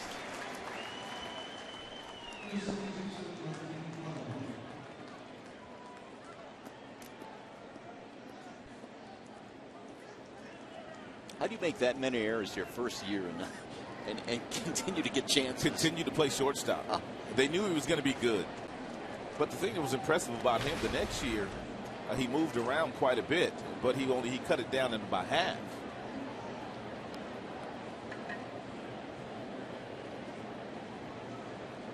Here's Martin PRADO, and he looks at a ball outside. And PRADO stands right on top of the plate. Loves to hit the ball to left field, but you can't be afraid to go inside on him if you're Lobstein. If you just try to sit that ball on the outside part of the plate, whether it be a changeup or a fastball, he'll still pull that ball. PRADO didn't like it as he backs out of the box. 1 ball, 1 strike. Got a big base hit back and forth to start things off. Eventually scored what at that time was the go-ahead run. Tigers have since tied it up. It was a high towering fly ball to left. Kelly going back edge of the warning track. So Lobstein gets a couple of fly ball outs, and with 2 gone, back to the studio we go for a game break. Mickey York.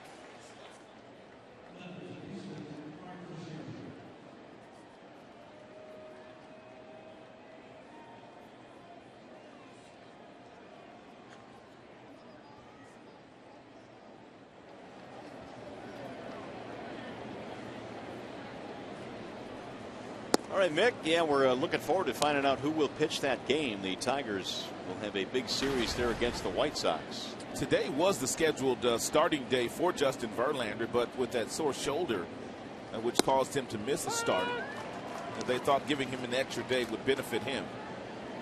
And he's also pitched very well the last number of years against the White Sox. 1-1 is hammered toward left center field. Davis on the move again, still running to the gap. When that ball left to Scherer's bat, I did not think there was any chance, no way that Rajai Davis would run it down in left center field, but he's got blazing speed. He proved you wrong. Tremendous running play by Rajai Davis out in center. Lapstein a 1-2-3 6th.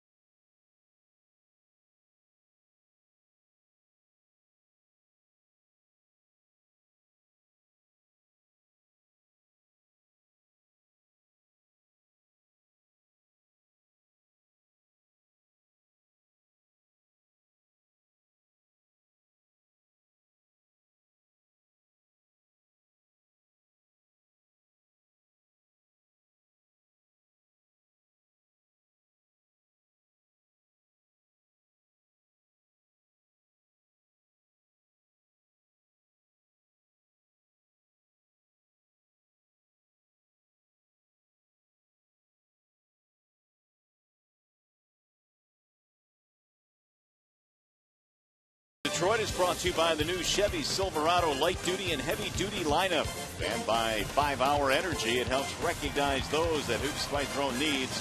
Put others first. Well, it is a tight one here between the Yankees and the Tigers as we go to the bottom of the 6th. Key game here. The Tigers trying to win this series before they hit the road, and Kyle Lapstein has done his part. To be sure, he has given up just the 2 runs in 6 innings. He is retired, let's see, 3, 6, 7, 8 in a row. Well, we saw him on Saturday going up against Minnesota, and Minnesota's offense was about as hot as a firecracker when we were there, and he really slowed them down. And that was his major league debut. We'll see what the bats can do here against Kuroda. It'll be Cabrera, Martinez.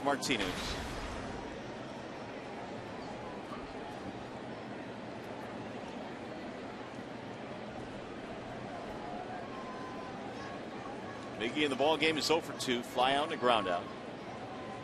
Kuroda ready with the 0-1. It'll bounce in. 1 ball and 1 strike on the Tiger slugger.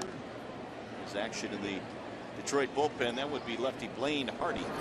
Tigers bullpen was really good last night. They needed 7 innings that Brad Ausmus did from his bullpen, and it was 7 shutout innings, and everybody's good to go today because everybody was pretty efficient with their pitch count. The really good thing about last night's performance from the Tigers bullpen, in the 7 innings they gave up just 2 hits. That's it. Really shut it down, gave their offense a chance, but in the end they would lose 8-4.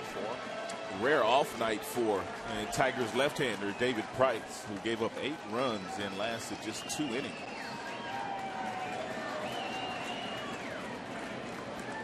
Here's the 1-2. Thought about going after it, did not. 2 balls, 2 strikes. Bill Welke down at first base. Victor waiting on deck. Tigers 3, 4, and 5 are hitless so far in this game. Here's the 2-2 outside, 3 and 2.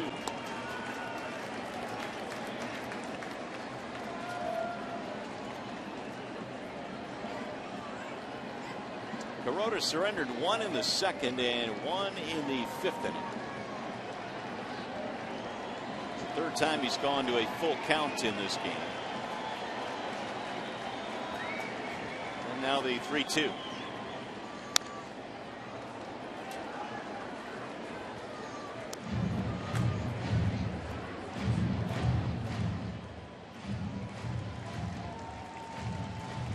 Miguel Cabrera now with a total of 90 RBIs, which puts him among the league leaders.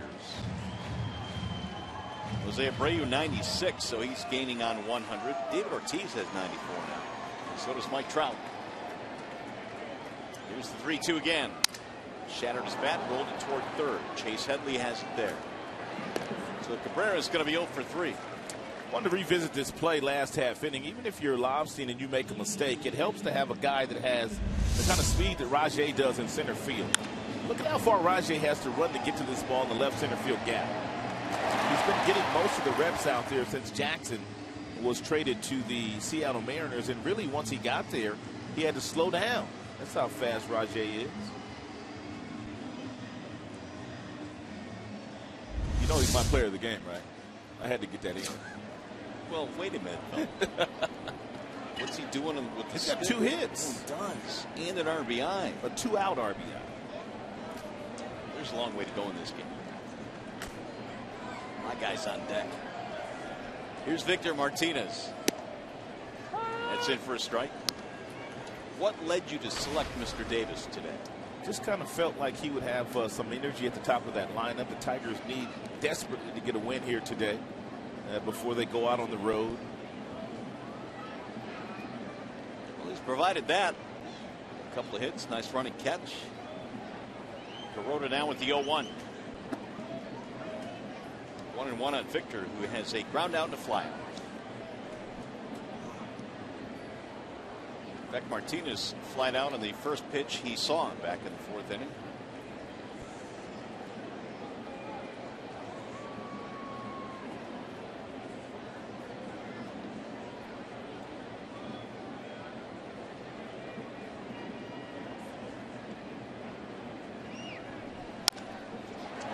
Line that one toward left. Gardner is on the move for this one as well, and he tracks it down. Gardner is a center fielder playing left field, so they've got a lot of speed in the outfield with Ellsbury and Gardner. Not a whole lot drops out there between the two. And Gardner will tell you that to left field a little bit more difficult to play than center field. You've got balls that are slicing away from you, as that one did off the bat of Victor Martinez. Gardner thought he had a chance to play center field for a long time. Then they traded for Curtis Granderson from the Tigers a few years ago, and Grandy took over center. And now they got Ellsbury. So he has settled into left field. One of the more difficult things for guys that are accustomed to playing center field, when you move to the corners, you tend not to be as aggressive as you are as a center fielder. When you're the center fielder, you're the captain. You take everything that's hitting the outfield that you can get to, but when you're on the corners, sometimes you defer to the guy in center field, and you might be the best outfielder out there. So Rajai Davis was telling me that just a couple of days ago, how when he plays the corners, it's a little bit more difficult for him because he's not as aggressive. Here's the 0-1. I guess the other thing you have to consider too is on balls hit down the line, you have no backup. Nope, if you leave your feet, for sure. Rajai said he prefers center field over left field. 0-2 on Martinez.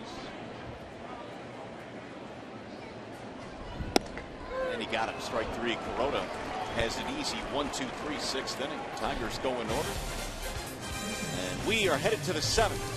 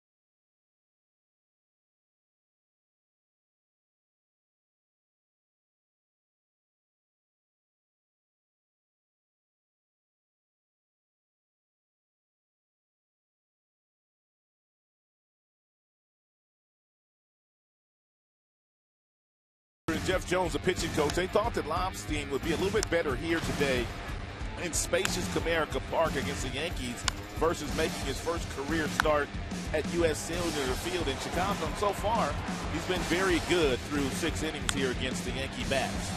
It's our Xfinity high-speed pitch. He's topped out at 91 with his fastball. There are the final numbers on Lobstein. Strikeouts, only 1 walk. He'll give way now to Blaine Hardy as we go to the 7th inning. So the Tigers get, well, I guess in some ways what they expected out of Lobstein. They expected him to come out and throw a good ball game. He has. Also had Windows pitching change with the numbers of Blaine Hardy. Hardy has pitched some really good baseball out of the Tigers bullpen, and it really doesn't matter which role that he fits. He came in last night's game in the 3rd inning, pitched 1 inning, and then departed for Phil Koch, who pitched 2 brilliant innings last night.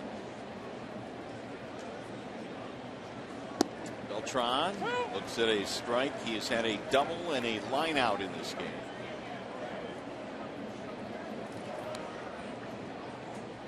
A 4-hit series so far for Carlos Beltran. Little chopper to the second baseman on the charge, Kinsler. Beltran is out, 1 gone.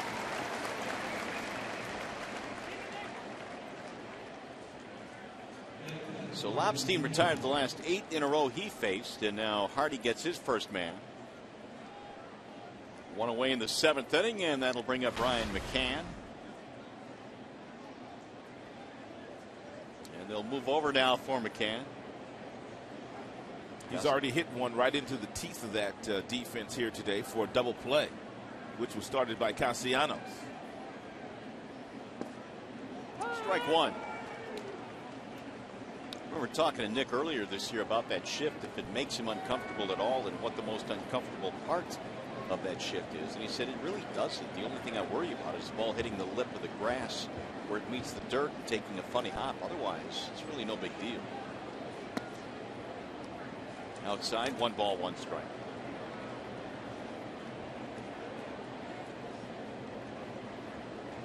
Each ball club with 2 runs on 4 hits in this game. And a ball up and in, 2-1 on Brian McCann.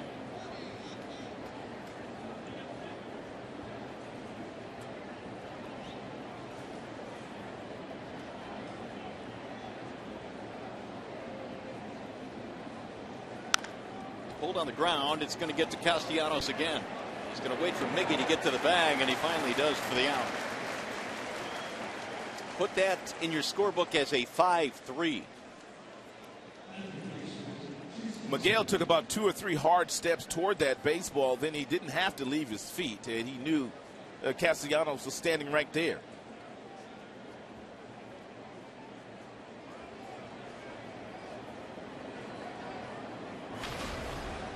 Here is Chase Headley with 2 outs. Interesting to see what the Yankees do with Chase Headley in the offseason. I guess the return of A-Rod will happen next year. He is coming back. So that'll be the 3rd baseman. 1-0 is fouled off. It makes you wonder if Headley is a rental here for the stretch run. After spending his entire career in the National League with San Diego. You also wonder how A-Rod will be able to perform after missing an entire year out of the game. Fouled straight back, 1-2. There's no doubt that Alex does not have the same skills that he once had, but he's going to be in great shape when he comes back next year. And he's going to have a decent year. He's going to probably hit 15, 20 home runs and drive in 80 runs. He's got that kind of skill set. That would not shock me at all. 1-2 bouncing in, 2 balls, 2 strikes. There's more action in the Detroit bullpen. Albuquerque pitched last night. He's warming up right now.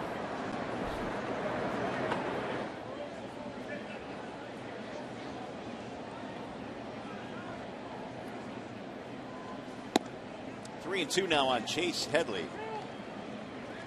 Brett Gardner waiting on deck.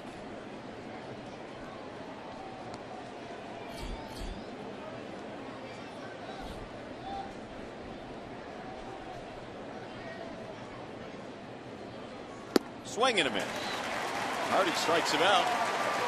And he puts together a 1-2-3 inning. Nicely done. We go to the stretch. It is presented by Health Plus.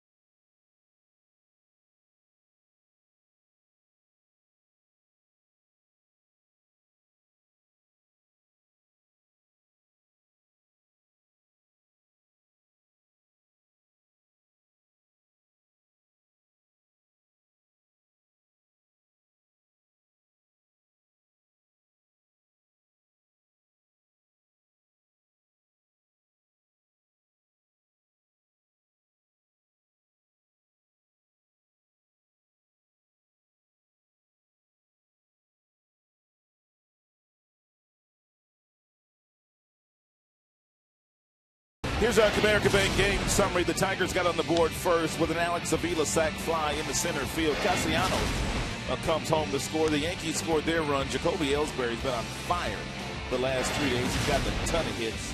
Now they took the lead. That was a ground out by Brian McCann to second base. Runner on third. Less than 2 outs and a big 2-out knock of the fifth. And by Rajay Davis tied the score at 2. And that's where we are right now. We'll see if the Tigers can go back ahead here. And for the Tigers in the 7th, Castellanos, Kelly, and Avila. Rookie Kuroda had a 1-2-3 6th. Kuroda's been outstanding today. 80 total pitches. 51 of those have been strikes. Busted him inside. 1-0 the count. And we're talking about a guy that throws his split finger fastball out of the strike zone by design. Numbers on Kuroda: 4 strikeouts, 1 walk, 4 hits. That's in there. The count is 1-1 on Nick. Nice breaking ball there and a fastball count thrown by Kuroda.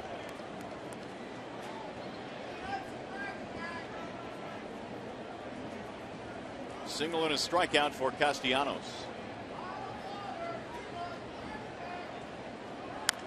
Bouncing ball foul. 1-2 the count.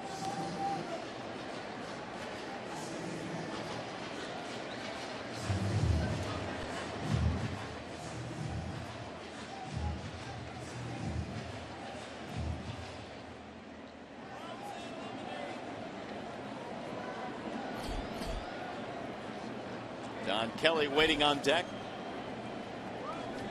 Tigers have only 4 hits. However, one of the biggest ones was from Davis with 2 outs. Right back to the mound. Kuroda handles this one. Castellanos is out. 1 away. Rajay had an RBI single with 2 outs in the 5th inning, and that tied the game, and we are still there, 2-2. Kelly will stand in, and he's been on base twice. You check out the box score. Rajay 2 hits. Castellanos and Kelly have the other 2. Middle of that Tiger lineup. Shut down today. Absolutely.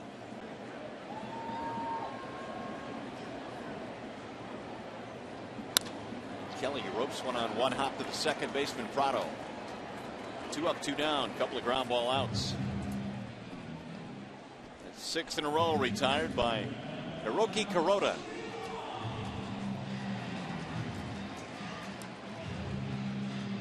comes Avila.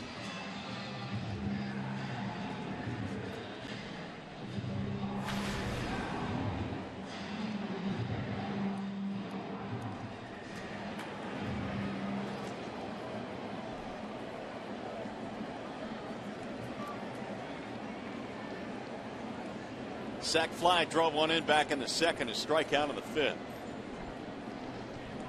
And Avila looks at a ball inside, 1-0.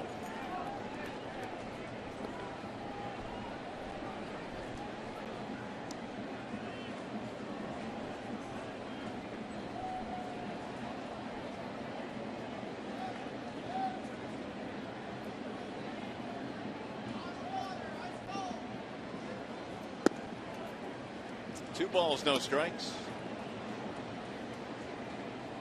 Kuroda didn't walk too many. In fact, he came in a little bit under 2 per 9 innings, one of the best marks in the American League. He did give up a walk to lead off the 5th inning, and that run came around to score. That is the only base on balls he's allowed. Whistled back out of play. 2 balls, 1 strike out of Avila.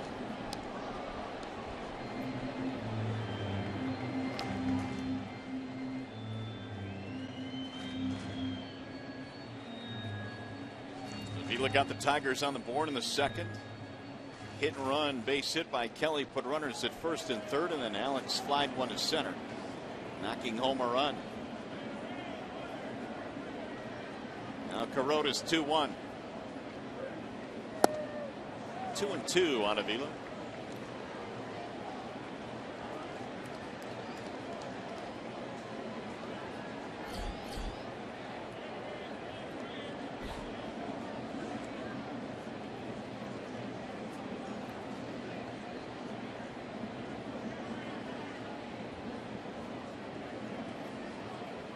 The 2-2 pitch, and it just missed the outside corner, so he's gone full now, 3-2. There's action in the Detroit bullpen. That would be Mr. Jabba Chamberlain. He's beginning a tune-up, getting ready for the 8th inning. Jabba looked like he's sporting some new shoes. Here's the 3-2, and a bouncing ball, shortstop side, scooped by Jeter. So Kuroda continues to hum along. He's retired 7 straight. Tigers go 1-2-3. We go to the 8th.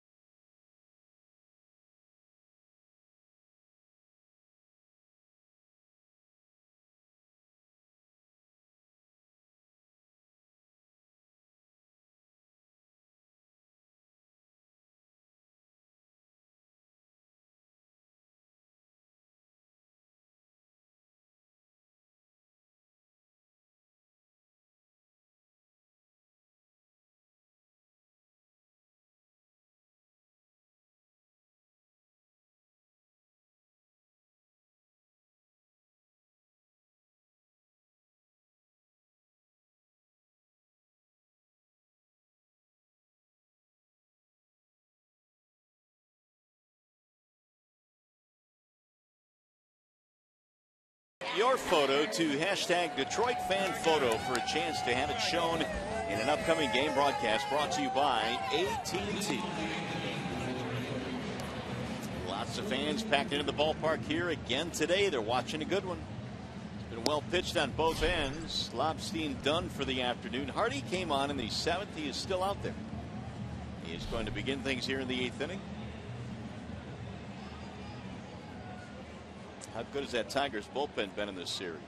No earned runs, 9 innings. They've only given up 2 hits. That's pretty good. Brett Gardner, Zealous Wheeler, and then Jacoby Ellsbury.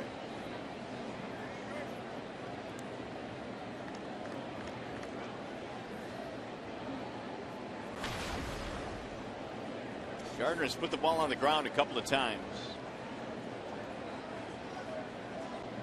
Hardy had a 1-2-3-7, 2 ground balls and a strikeout, and it's in there, a strike on Brett Gardner. Played his college ball at the College of Charleston. Wasn't granted a scholarship at the beginning. Was a walk-on at the College of Charleston. And it's a strike called, 0-2. So Hardy quickly ahead in the count.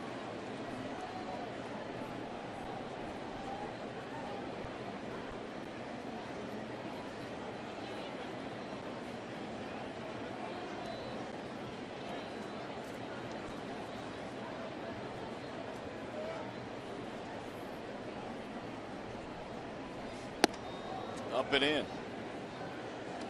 1 ball, 2 strikes. Hardy's got that outstanding breaking ball that he likes to throw to left-handers once he's gotten 2 strikes on them. But if he throws it here, he needs to make sure he doesn't get too much plate with it. Gardner might be looking for that breaking ball.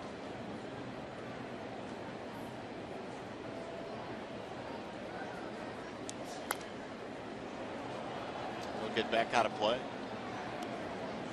Only 4 hits for both teams today. Tigers led 1-0. Yankees went ahead 2-1, and then the Tigers tied it up.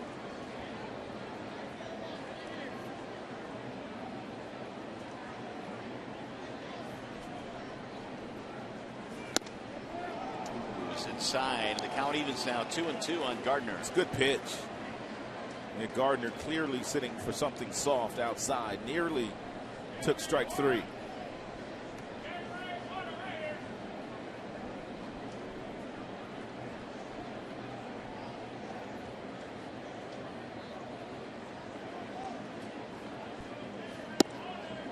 Backed him out of there. Full count now, 3-2. Wheeler will be next.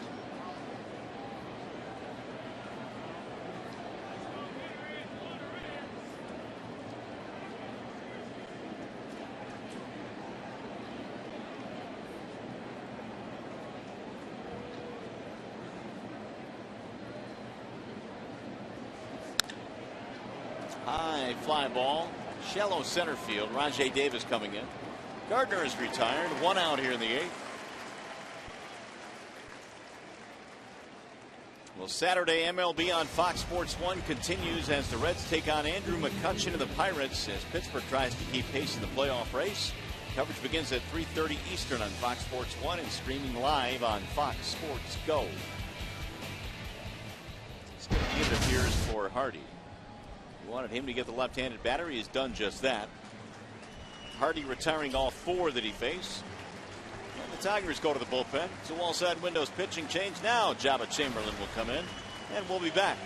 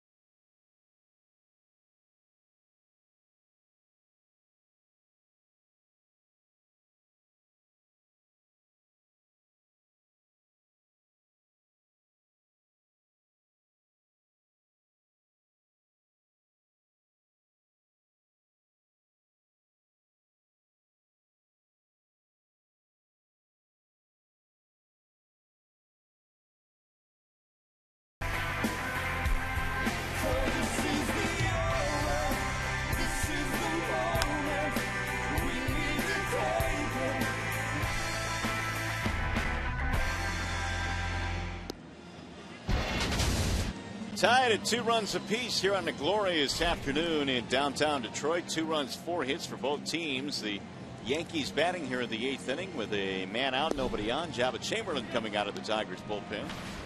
The former Yankee, Jabba Chamberlain, has pitched in 57 games so far this year. The ERA just a shade under 3.5. 50 strikeouts, 20 walks. Good fastball, 93 to 96. He's got a couple different breaking balls. Slider and also a curveball. And Jabba does have a changeup, but he hasn't used a changeup that much this season. So Wheeler will not bat, and instead we'll get Ichiro Suzuki to pinch hit. And very important for Chamberlain to keep Suzuki off the base paths, because if he does reach first, he'll steal second.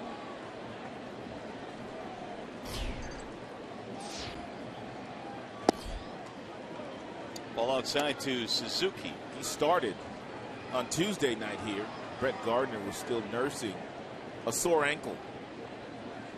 Ichiro's been a good pinch hitter this year, 5 for 9 with an RBI. That was an ugly swing, 1-1. That was a wicked slide piece there thrown by Jabba Chamberlain.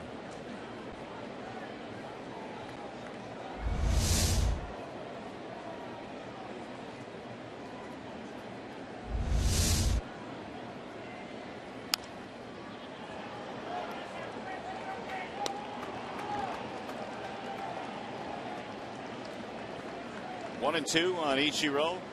2 strikes these days. Ichiro just simply tries to slap the ball on the ground and beat it out for an infield single. He's had a ton of infield singles in his major league career.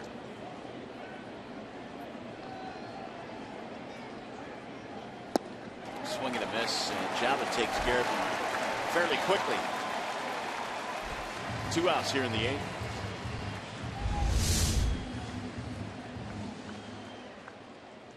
He got 2 strikes with the breaking ball, and then to finish him off with a slider as well. That last one was nasty. 2 outs here is Ellsbury. Single and 3 at bats for Jacoby Ellsbury. Career against Jabba, not a whole lot going on. 4 for 27, 3 strikeouts.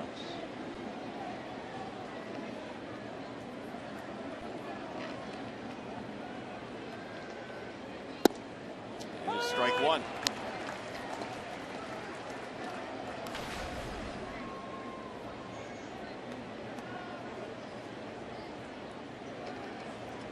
Ellsbury batting .286. He's knocked in 62 to lead the way for the Yankees.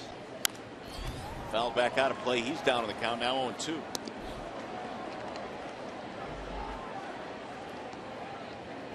Ellsbury back in 2011, finishing second in the MVP voting. That's the year Verlander won the Cy Young and the Most Valuable Player. Ellsbury did everything that year. A lot of steals, a lot of homers, a lot of ribbies. Gold Glove.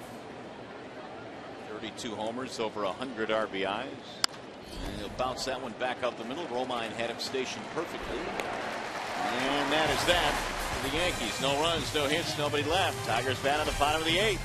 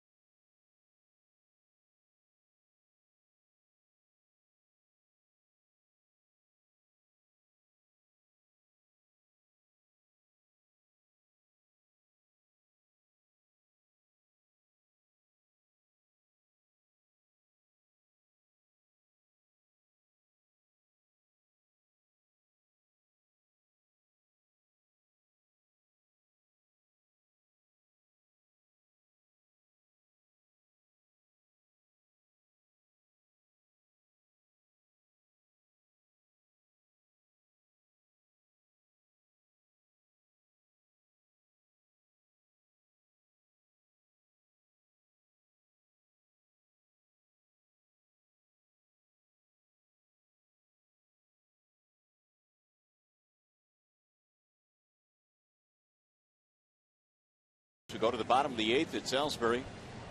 And this series, big time, 6 for 12. He has showed up for the Yankees. Rajai Davis, big day today, 2 for 3 with an RBI. He tied the ball game up. And what he got on Kyle Obstein, he was good today. He was good. I mean, he fell behind quite a few hitters earlier in the game, but he was able to still get some really nice outs on some breaking balls, well-located fastballs, an occasional changeup. He held his own first major league start.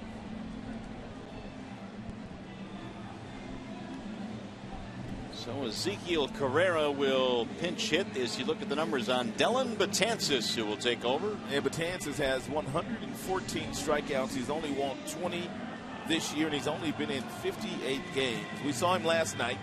He's got a fastball that will go anywhere from 96 all the way up to 99 miles an hour. An occasional slider, but for the most part, it's all heaters thrown by Betances.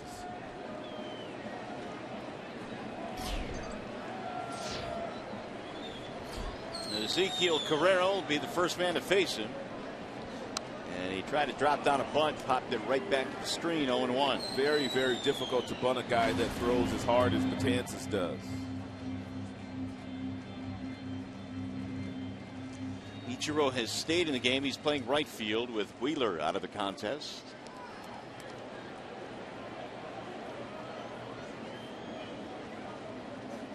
And Carrera looks at a strike. Bender that dropped in. The count goes 0-2 on Ezekiel. Davis and then Kinsler to follow.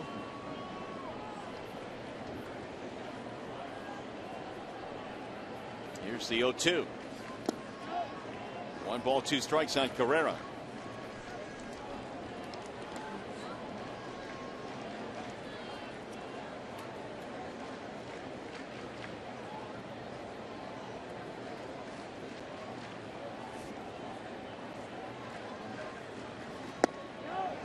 Did not go. Oh, yes, he did, says Bob Davidson, who overrides home plate umpire John Tumpain. And Bob Davidson will call you out on the check swing now. Oh, my goodness. Man. That's a bad call. Yeah, that is almost never called a strike. That is a bad call. 1 out, and here is Rajai Davis.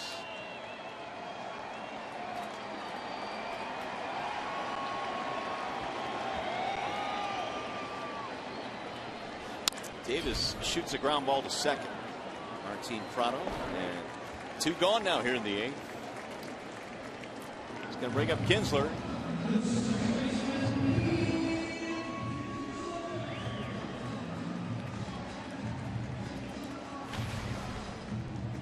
A rookie Corona retired the last 7 straight that he faced. He'll get a no decision today, which means he is still yet to beat the Tigers. The only team in the major leagues he's not defeated.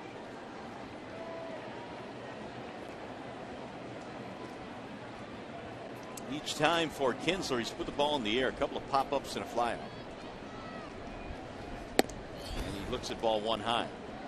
He singled last night on a 97-mile-per-hour fastball thrown by Betances. Able to get out in front of it as well, hit it right between the third baseman and the shortstop.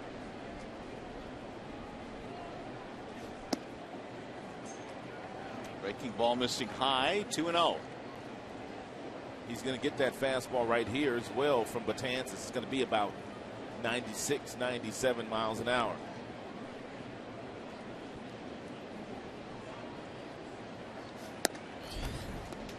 How about 98?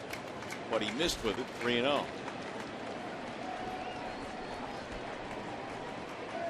Waiting on deck, Miguel Cabrera.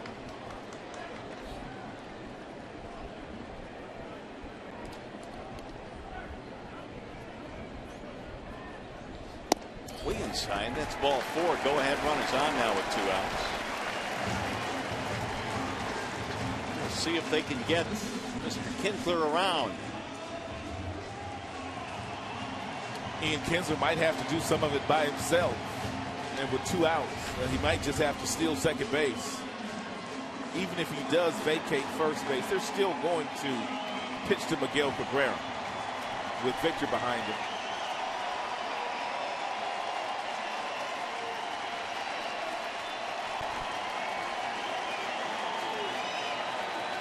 2-2 ball game. We're in the bottom of the 8th inning. Tigers have a runner on with 2 outs.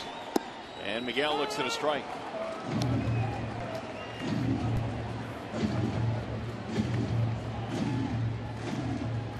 Cabrera from the 7th inning on in his career hits a 303 clip.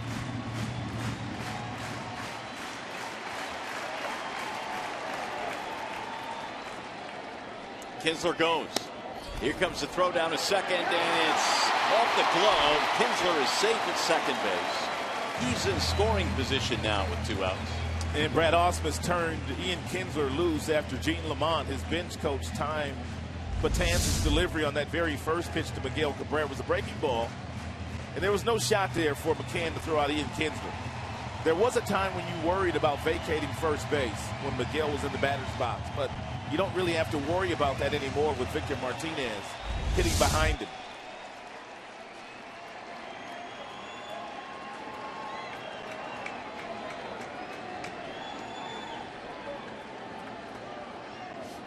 One drops in with a breaking ball.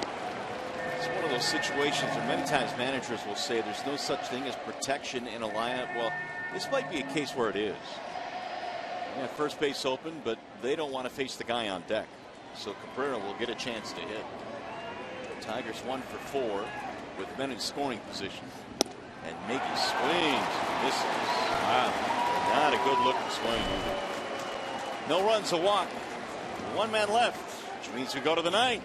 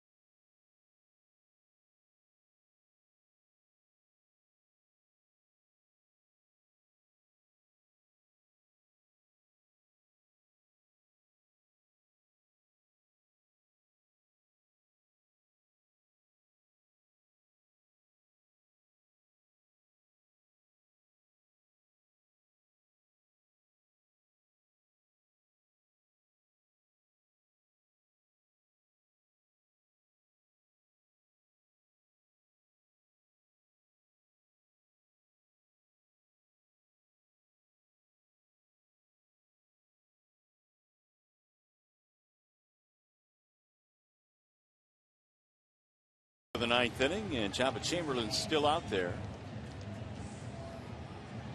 2 runs on 4 hits for both ball clubs. Eugenio Suarez now is the new shortstop. Romine out of the ball game. And for the Yankees in the 9th inning, they will have 2, 3, and 4. Jeter, Prado, and Teixeira.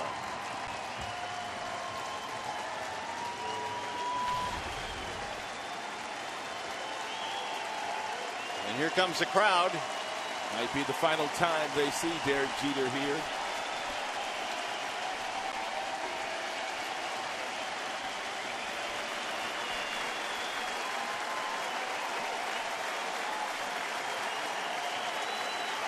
Over 42,000 fans. That's a nice professional move by Jabba Chamberlain, stepping off the rubber, walking behind the mound to allow the crowd to show their appreciation to Derek Jeter.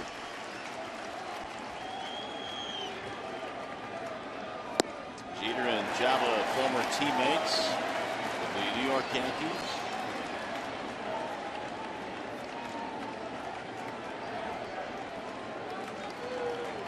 Jeter in the ball game is 0 for 3. Fly ball and a couple of ground balls. Here's the 0-1. That's in for a strike, 0-2.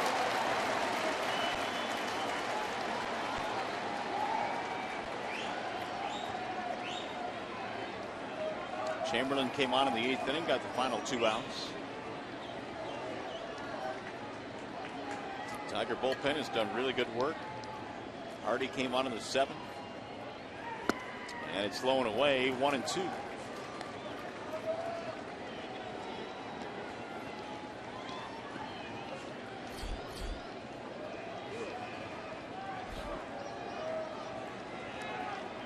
PRADO waiting on deck.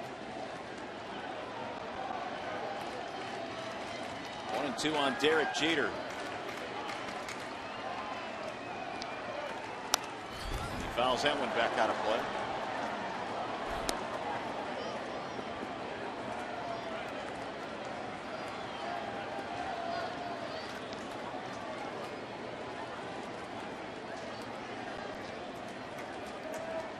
Kyle Lobstein went 6 in this ball game today and then turned it over to the bullpen. Still tied at 2. We'll get back out of play. Jabba Chamberlain had a chance to face Derek Jeter. This was at Yankee Stadium a couple of weeks ago when the Tigers were there, and Jabba said he couldn't wait to face him because he wanted Jeter to say hello to him, as Jeter always does to his former teammates when he goes up against him. And Jabba Chamberlain, after hitting Jeter this night, he said it was the worst day of his life.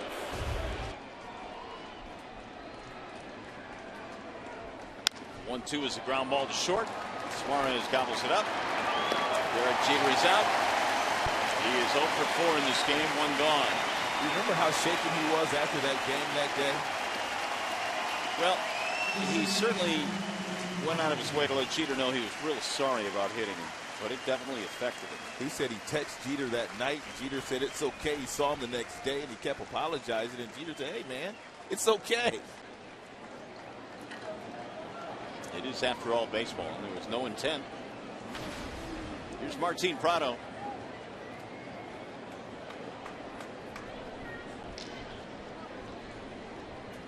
Up and in, he spins PRADO out of the way. Single back in the 4th for Martin PRADO.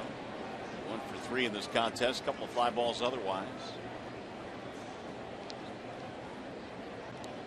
2-2 game of the 9th. Final game in this series. Broken bat. PRADO must use one of those cup bats. You'll see that from time to time. And when guys hit one right off the end, they splinter just like that.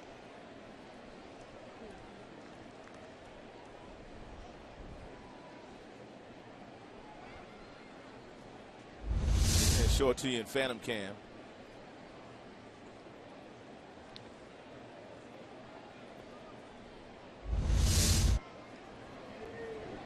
One ball and 1 strike. Mark Teixeira will be next. Fly ball right field, hit well on the move. Martinez still going back. He'll run it down. And there are 2 gone in the 9th inning.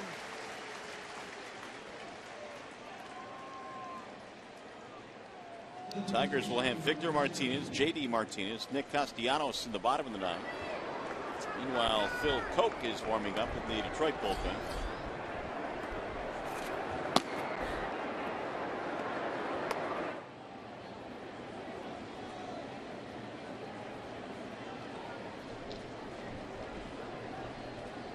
And Teixeira looks at a strike.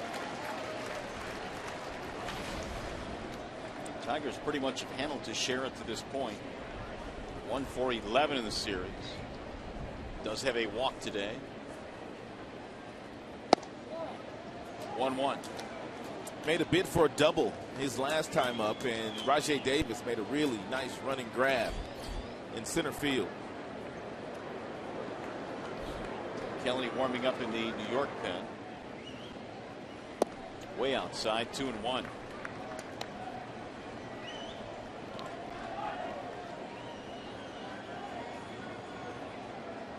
Neither team has scored since Davis knocked in the tying run back in the 5th.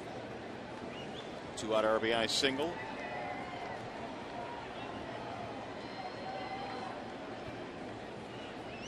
Here's the 2-1. Now 3-1 on Teixeira. Carlos Beltran waiting on deck.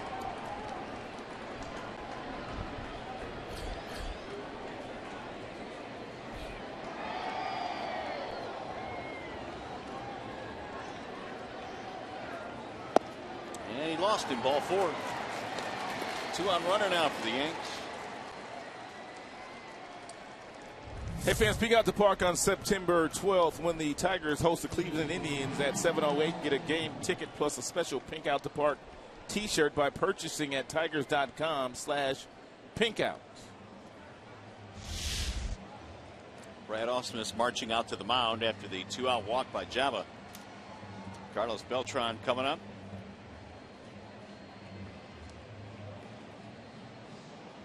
And Ausmus will take the baseball. It's going to be it for Chamberlain. Phil Koch will be coming in for the Tigers to try and get Beltran, and we'll be back.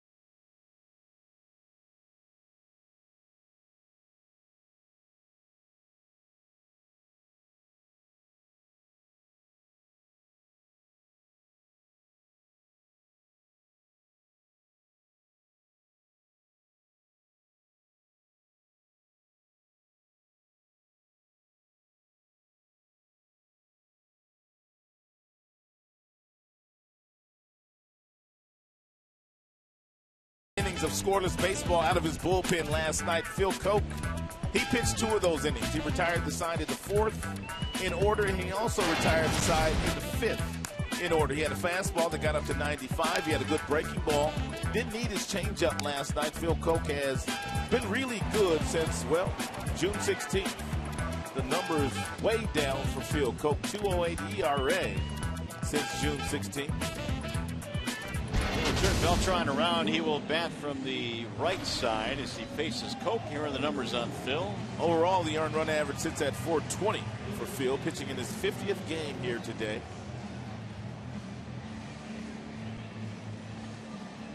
Beltran is 1 for 3. Doubled in the 4th inning.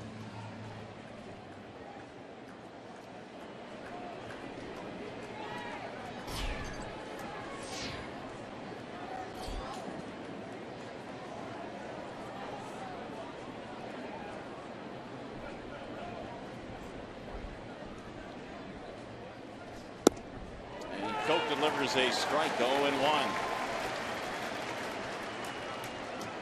Tigers 2, Yankees 2. We're in the top of the 9th inning. Yankees have a man on, 2 out.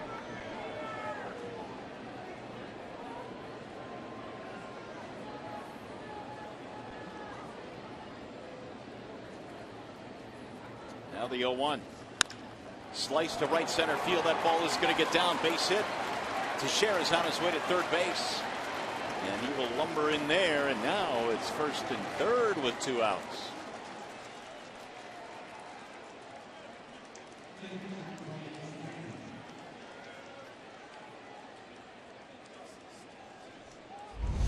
Nice piece of hitting here by Carlos Beltran. It's a 94-mile-per-hour fastball that looked like it was about 4 inches off the plate, but able to get there, and Teixeira lumbering to third.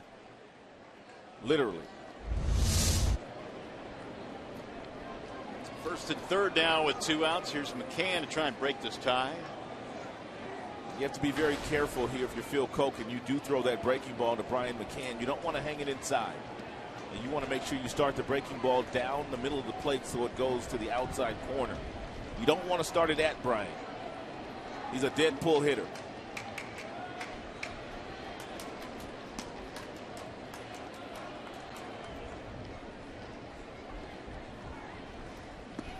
Ball 1.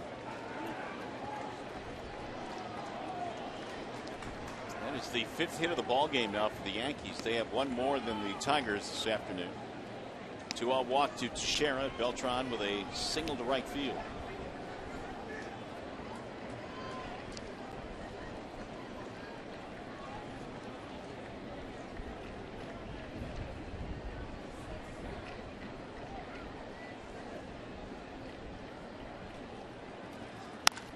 Driven deep to right field, way back down the line. Is it fair or foul? It is foul. Oh my goodness.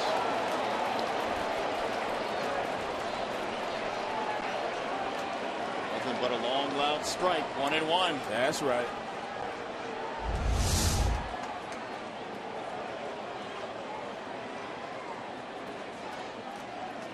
Field trying to lean it foul.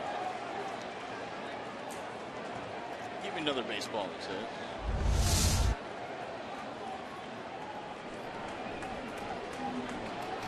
1 ball, 1 strike on McCann. You still got to bury the breaking ball down and away. Don't hang that curveball.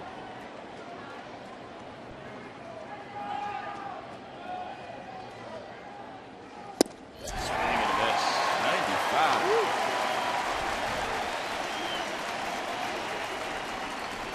1-2 on McCann. Yeah, McCann had no shot at catching up to this heater.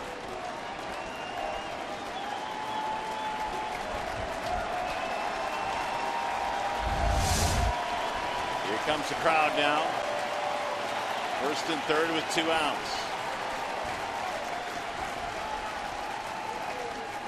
Swing and a miss to strike him out.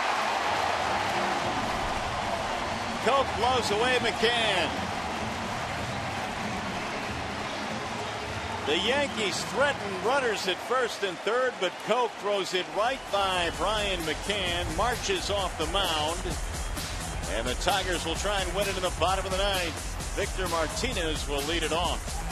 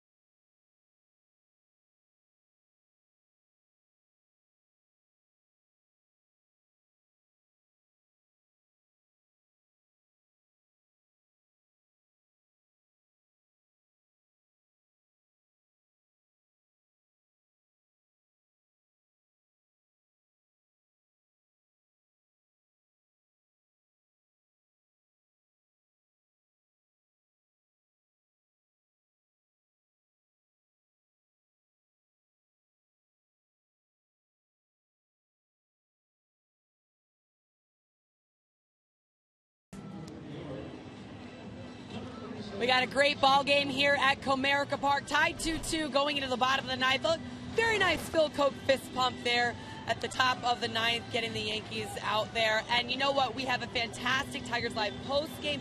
As soon as this game is over, Mario and Rod, I have good feelings. That's all I'm saying. I have good feelings. I'll be heading into the clubhouse to catch up with the guys, and it's all going to be right after this game. Of course, we have Mickey York and Craig Monroe in the Coliseum studios as well. I'll send it back up to you. All right, now I'm going to hold you to this, Shannon. We'll see if the Tigers can get a run here in the bottom of the ninth and win this game.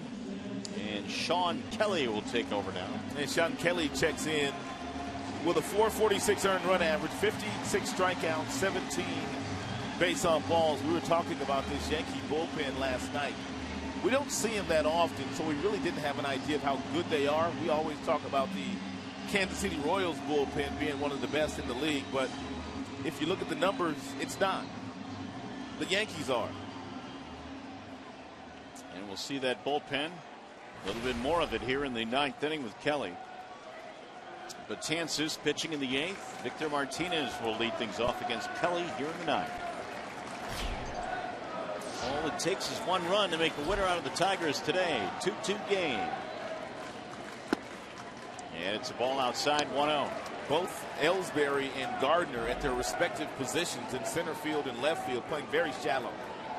And Victor's hit 26 home runs already this year and has enough pop to hit it over both guys' heads, even though they got a lot of speed out there.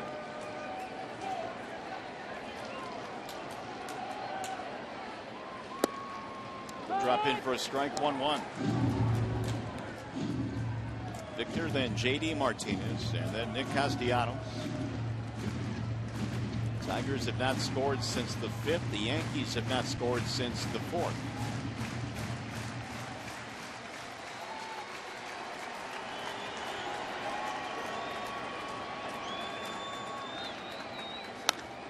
Rit foul down the first base line. 1-2 on Martinez.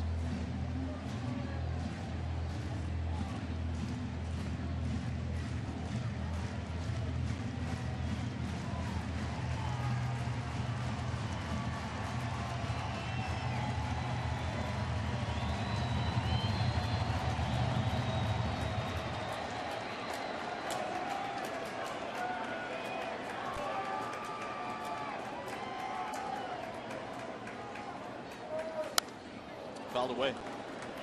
Sean Kelly is 30 years old, out of Louisville, Kentucky. That was where he was born. Lives in Chattanooga.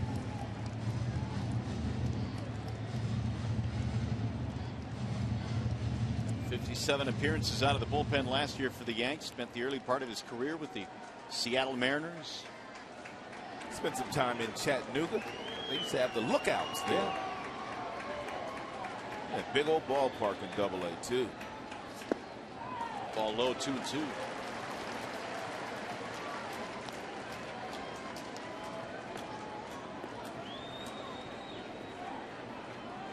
Two runs on 5 hits for the Yankees. 2 runs on 4 hits for Detroit. J.D. Martinez on deck.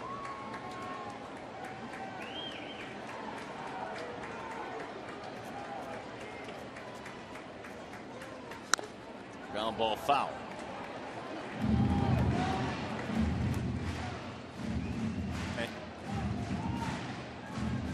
For 7 innings out of Kuroda in this game today. Then Betances in the 8th. And now Kelly here in the 9th.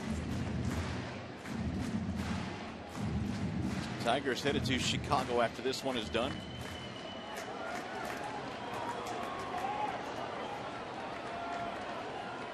Victor with 2 strikes, a .323 hitter this year. 11 home runs.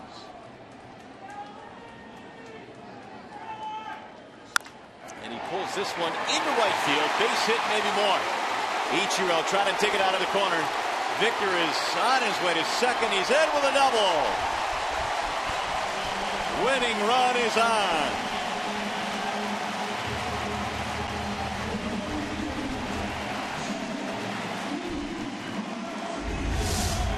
Well, you know, Victor would give you a quality plate appearance. He got himself a hanging breaking ball thrown by Kelly. Whistled past the shift. That was PRADO, their second baseman. Now, that ball gets all the way down into the corner. Victor able to get a double. So Martinez will come out of the ball game now. Tigers have Holiday and Hunter left on the bench. Brian Holiday is pinch running for Victor Martinez. And Brad Ausmus, he used Ezekiel Carrera to pinch hit for Andrew Romine last half inning. And JD Martinez does not bunt, for those of you wondering. So Brian Holiday now the winning run at second base. JD in the ball game is 0 for 3. Leadoff two-base hit by Victor.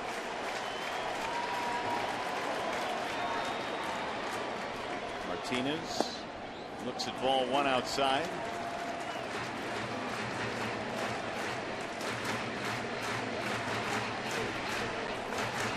JD looking down at Dave Clark in the coaching box at third.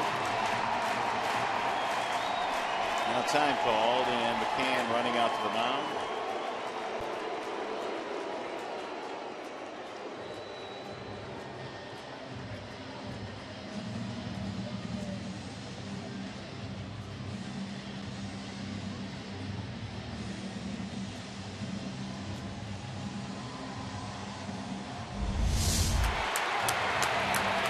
Reaction out of the Tigers dugout after the double. Now they got to get him in. That's outside. 2-0 on JD Martinez. Get him over, get him in. Castellanos on deck. Tigers today 1 for 5 with runners in scoring position. 2-1.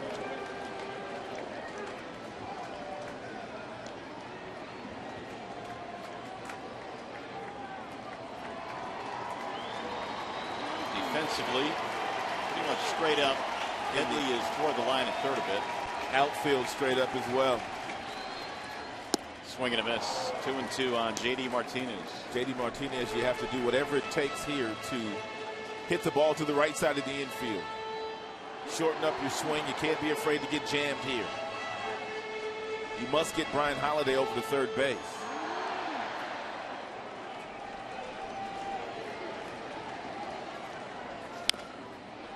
Grounded foul. Kelly's been spinning a lot of breaking balls up there since coming into the game.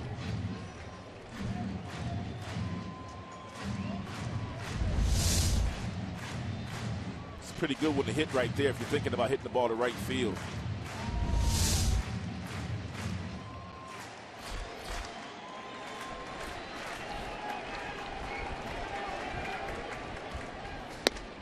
High laid off now 3-2.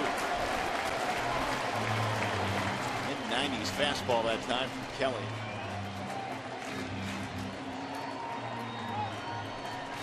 Tiger dugout waiting to erupt. They can get this winning run in here in the bottom of the ninth. Here's the 3-2. He walked in. 2 on, nobody out.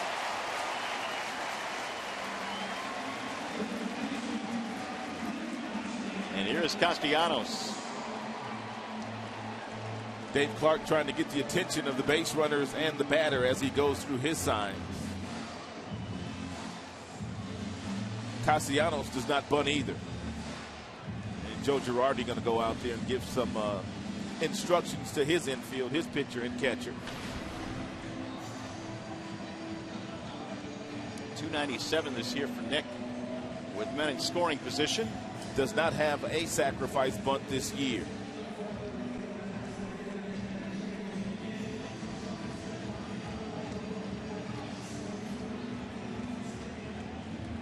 See how the Yankees want to play it defensively. Tight at the corners. It looks like they're playing for a bunt. Well, I just don't know that you're going to see one here. He has 0 in the sacrifice bunt department. Maybe Nick can take advantage of the drawn-in infield in the corners. Expecting bunt. They're charging. No sided bunt. Ball 1.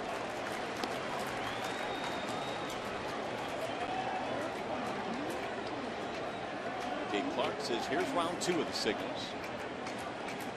The Yankees had the wheel play on that last pitch from Kelly. both corners charged, and Derek Jeter, the shortstop, he was headed over to third base. Outside. 2-0.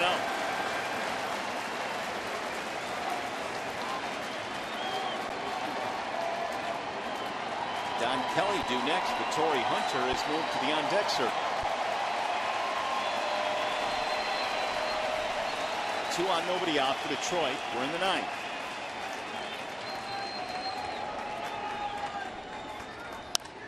Driven back out of play, 2-1.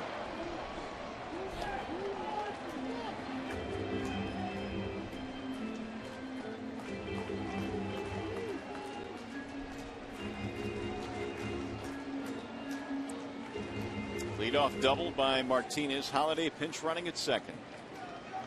J.D. Martinez walking. Now Castellanos trying to get something here on 2-1 that he can drive in this ball game. Up and in. 3-1.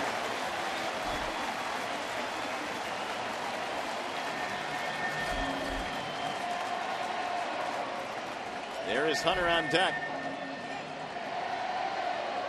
A couple of former catchers matching wits in this 9th inning. Brad Ausmus, Joe Girardi. 3-1 is hammered back out of play. 3-2 on Castellanos.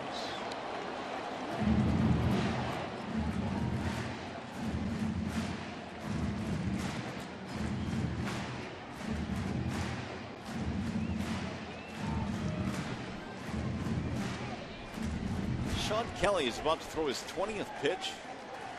He has not recorded an out yet.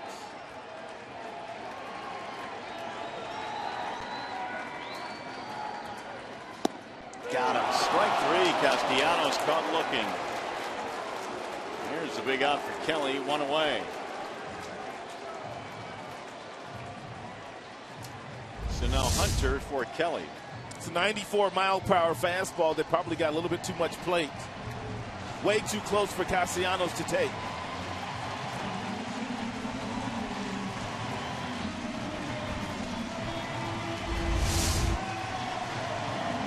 Now here is Hunter. If you're Torrey, you can sit on one breaking ball. First 2 pitches, you're going to get a breaking ball from Kelly. And if you're not too quick on it, you can put a good swing on it. Torrey swings and misses. He has a 9-game hitting streak going.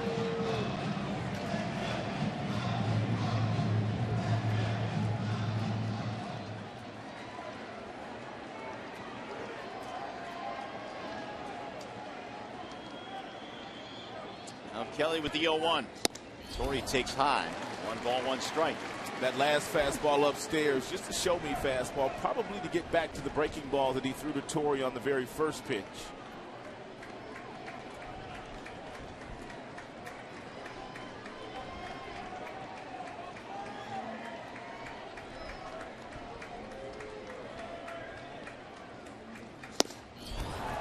Threw that one by him at 95. They've got some guys at the back end of their bullpen, Betances, Robertson, Kelly, all mid-90s fastballs and above.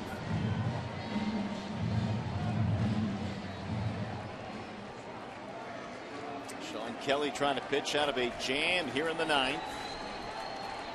Winning run at second base. Fouled away.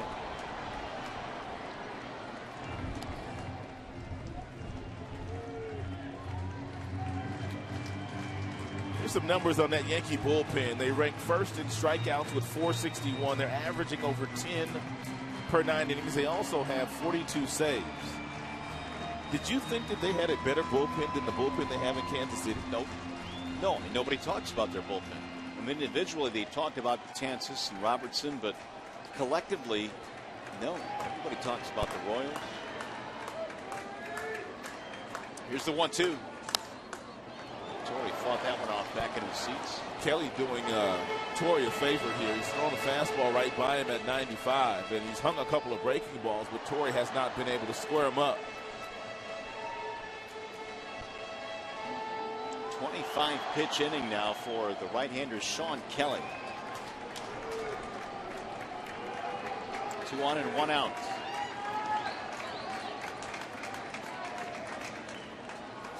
Trying to hold up. Torrey goes around for strike 3, and there are 2 gone. A couple of huge strikeouts for Sean Kelly. So it'll be Alex Avila now trying to win it.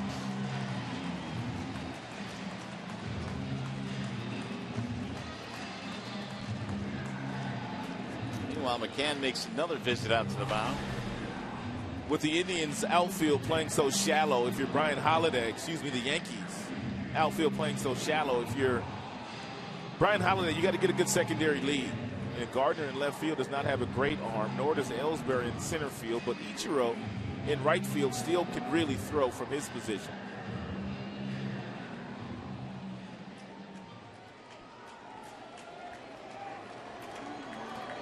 And so here is Avila, who knocked in a run with a sacrifice fly back in the second. 2-2 game in the bottom of the ninth. 2 on, nobody out, but then strikeouts of Castellanos and the pinch hitter Torrey Hunter. And Avila shoots one in the air to right field. Ball is hit well. Ichiro back, track, walk. That is a game winner for the Tigers.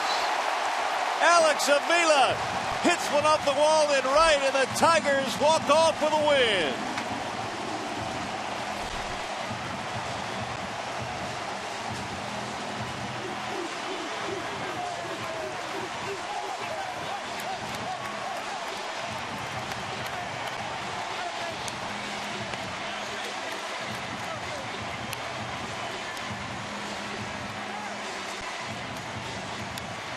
Just the spark the Tigers needed heading for the road. Looked like Kelly was going to get out of it after striking out Castellanos, striking out Torrey Hunter, but he flipped one of those breaking balls up there that Avila apparently was looking for, and he hit it right over the head of Ichiro Suzuki. That outfield was playing very, very shallow.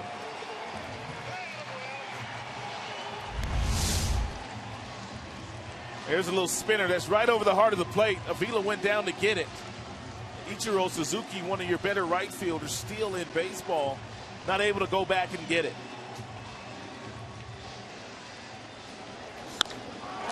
What a clutch hit for Avila. It had a chance to actually leave the ballpark, but deep enough off the wall, and the game-winning run scores.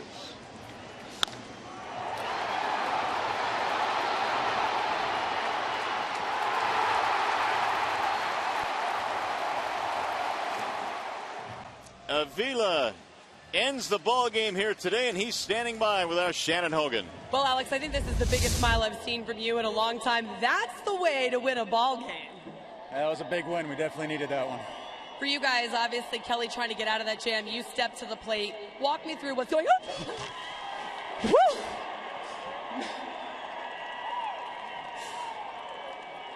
Alex and I just did the ice bucket challenge. Why not, right?